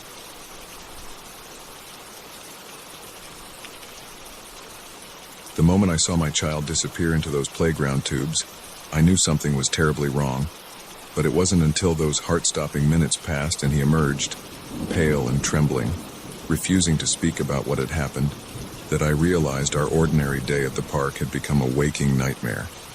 My name is Lisa, and I'm the mother of two energetic boys, 7-year-old Max and 5-year-old Ethan. Like most parents, I've had my share of scares, scraped knees, minor illnesses, the occasional tantrum in a public place, but nothing could have prepared me for what happened that sunny Tuesday afternoon at Oakwood Park. It was a day like any other. I'd picked the boys up from school, and since the weather was perfect, we decided to stop by the park before heading home. The playground was bustling with activity, children's laughter filling the air as they climbed, swung, and slid to their hearts' content. Max immediately ran off to join a group of kids his age on the monkey bars, while Ethan made a beeline for his favorite part of the playground, a large, twisting structure of connected tubes that kids could crawl through. I settled on a nearby bench, keeping one eye on the boys while I scrolled through emails on my phone. I glanced up every few minutes, watching as Ethan disappeared into one end of the tubes and emerged from another, giggling each time. It was a game he never seemed to tire of. After about 15 minutes, I noticed I hadn't seen him come out for a while. "Ethan," I called out, not too worried at first. Sometimes he liked to sit in the tubes, enjoying the cool shade they provided. No response. I stood up, moving closer to the structure. "Ethan, honey, time to come out now." Still nothing. A twinge of unease began to creep into my stomach. I approached the nearest tube entrance, bending down to peer inside. "Ethan!" The tube was empty. My heart rate quickened as I circled the structure, checking each exit. No sign of my little boy. I started calling his name louder, my voice taking on an edge of panic that drew the attention of other parents. "Max!" I shouted, spotting my older son still on the monkey bars. "Have you seen Ethan?" Max shook his head, looking confused and a little scared by my tone. The next few minutes were a blur of frantic searching. Other parents joined in, checking behind bushes, under benches, anywhere a small boy might hide. But Ethan was nowhere to be found. Just as I was about to call the police, a small voice called out, "Mommy!" I whirled around to see Ethan climbing out of one of the tubes. Relief flooded through me, so intense it made my knees weak. I rushed to him, scooping him up in my arms. "Oh my God, Ethan, where were you? I was so worried." But as I held him, I realized something was wrong. His little body was trembling, and when I pulled back to look at his face, his eyes were wide with an emotion I'd never seen in him before. Fear. Shock. I couldn't quite place it. "Sweetie, what happened? Were you stuck in the tube?" Ethan shook his head slowly, his lower lip quivering. I can't tell," he whispered. "What do you mean? You can't tell? Did something scare you in there?" He nodded, then buried his face in my shoulder, his small hands clutching my shirt tightly. I tried to question him further, but he refused to say anything more. By this point, a small crowd had gathered around us, murmuring in concern. I thanked them for their help, then quickly gathered Max and headed home, Ethan clinging to me the entire way. That night, Ethan had terrible nightmares. He woke up screaming, something he hadn't done since he was a toddler. When I rushed to his room, he was sitting up in bed, his eyes darting around the room as if searching for some unseen threat. "It's okay, baby," I soothed, holding him close. "It was just a bad dream. You're safe now." But even as I said the words, a chill ran down my spine, because I knew deep down that whatever had happened in those tubes wasn't just a figment of his imagination. The next few days were tough. Ethan became clingy, refusing to let me out of his sight. He had more nightmares, and during the day he'd sometimes freeze up, staring off into space with that same wide-eyed, fearful expression I'd seen at the park. I tried everything I could think of to get him to open up. I asked gentle questions, tried play therapy techniques I'd read about online, even bribed him with his favorite treats. But every time I brought up what had happened in the tubes, he'd clam up, sometimes even bursting into tears. After a week of this, I decided it was time to seek professional help. I made an appointment with a child psychologist, Dr. Amelia Chen, who specialized in trauma and anxiety disorders in young children. During our first session, Dr. Chen spent some time talking with Ethan alone while I waited anxiously in the lobby. When she called me back in, her expression was grave. "Mrs. Thompson," she began, "Ethan is exhibiting clear signs of post-traumatic stress. Whatever happened in those tubes, it was deeply frightening for him." "But what could have happened?" I asked, frustration and worry making my voice sharp. "He was only in there for a few minutes." Dr. Chen shook her head. "Time can be subjective, especially for children in high-stress situations. Ethan believes he was in those tubes for much longer than a few minutes. A cold feeling settled in the pit of my stomach. What do you mean? When I asked Ethan how long he was in the tubes, he said it felt like days. He talked about being in a dark place, hearing strange noises, feeling like he was somewhere else. I struggled to process this information. It didn't make sense. How could Ethan have experienced days in just a few minutes? Dr. Chen continued, her voice gentle. Mrs. Thompson, I know this is difficult to hear, but I need to ask. Has Ethan ever shown signs of unusual experiences before? Seeing things that aren't there, or claiming to visit strange places? I shook my head vehemently. No, never. He has a vivid imagination, sure, but nothing out of the ordinary for a 5-year-old. She nodded, making a note on her pad. I'd like to see Ethan for regular sessions.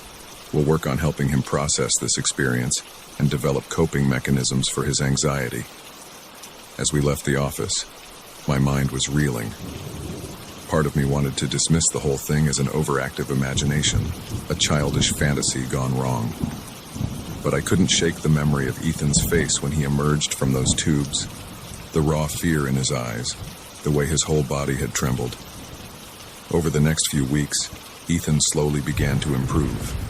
The nightmares became less frequent, and he started to regain some of his usual cheerfulness, but he still refused to go near any enclosed play structures, and he'd often stop and stare at shadows with a wary expression. It was during our 3rd session with Dr. Chen that we finally got a breakthrough. Ethan had been drawing, a technique the doctor used to help him express his feelings, when suddenly he dropped his crayon and looked up at me with tears in his eyes. Mommy, he said, his voice barely above a whisper, I saw the monster. My heart clenched. What monster, sweetie? He pointed at his drawing. It showed a crude depiction of the playground tubes, but inside was a mass of scribbled black crayon with glowing red eyes. It was in the tubes, Ethan continued, his words coming out in a rush now. When I crawled in, everything got dark, and then I was somewhere else. It was cold and scary, and I could hear things moving around. The monster tried to grab me, but I ran and ran until I found the way back. I exchanged a glance with Dr. Chen, who kept her expression carefully neutral. Ethan, she said gently, this monster, was it something you'd seen before? Maybe in a movie or a book? Ethan shook his head vigorously. No, it was real, and I think it's still there, waiting. A shiver ran down my spine. I wanted to reassure him, to tell him there were no such things as monsters, but the conviction in his voice gave me pause. After the session, Dr. Chen pulled me aside. Mrs. Thompson, I know this is hard to hear, but we need to consider the possibility that Ethan experienced something traumatic that his mind is interpreting through the lens of a child's imagination. The monster could be a way for him to process a frightening encounter with a real person. My blood ran cold at the implication. You think someone hurt him in those tubes? She held up a hand. I'm not saying that's definitely what happened, but we need to be open to all possibilities. I'd like to recommend a physical exam, just to rule out any physical trauma. The next few days were a nightmare of doctor's visits, police interviews, and sleepless nights. To everyone's relief, the physical exam showed no signs of abuse. The police searched the playground thoroughly but found nothing suspicious. In the end, we were left with more questions than answers. Ethan's story remained consistent. He insisted he had been transported to another place, a dark and frightening world where a monster had tried to catch him. But how could that be possible? As the weeks passed, life slowly returned to normal. Ethan's nightmares became less frequent, and he even started asking to go to other playgrounds, though he still avoided tube structures. But sometimes, I'd catch him staring at dark corners or closets with a wary expression, as if expecting something to emerge, and I found myself looking at the world differently too. I'd always considered myself a rational person, skeptical of supernatural claims, but Ethan's experience had shaken my certainty, because deep down, A part of me wondered, what if he was telling the truth? What if, for a few brief minutes, my little boy had slipped into somewhere else? I'll probably never know exactly what happened in those tubes that day. But one thing's for certain, I'll never look at a playground the same way again. And whenever I see a child crawl into one of those twisting tube structures, I can't help but hold my breath, silently willing them to emerge quickly, safely, unchanged. Because sometimes, the line between our world and something else might be thinner than we think. And in the innocent play structures of our everyday lives, there might be portals to places we can't begin to understand. So if your child ever freezes up at the playground, or tells you a story that seems too fantastic to be true, listen. Really listen. Because in their wide eyes and trembling voices, there might be a glimpse of something beyond our ordinary understanding. Something that reminds us that the world is stranger, and perhaps more dangerous, than we ever imagined.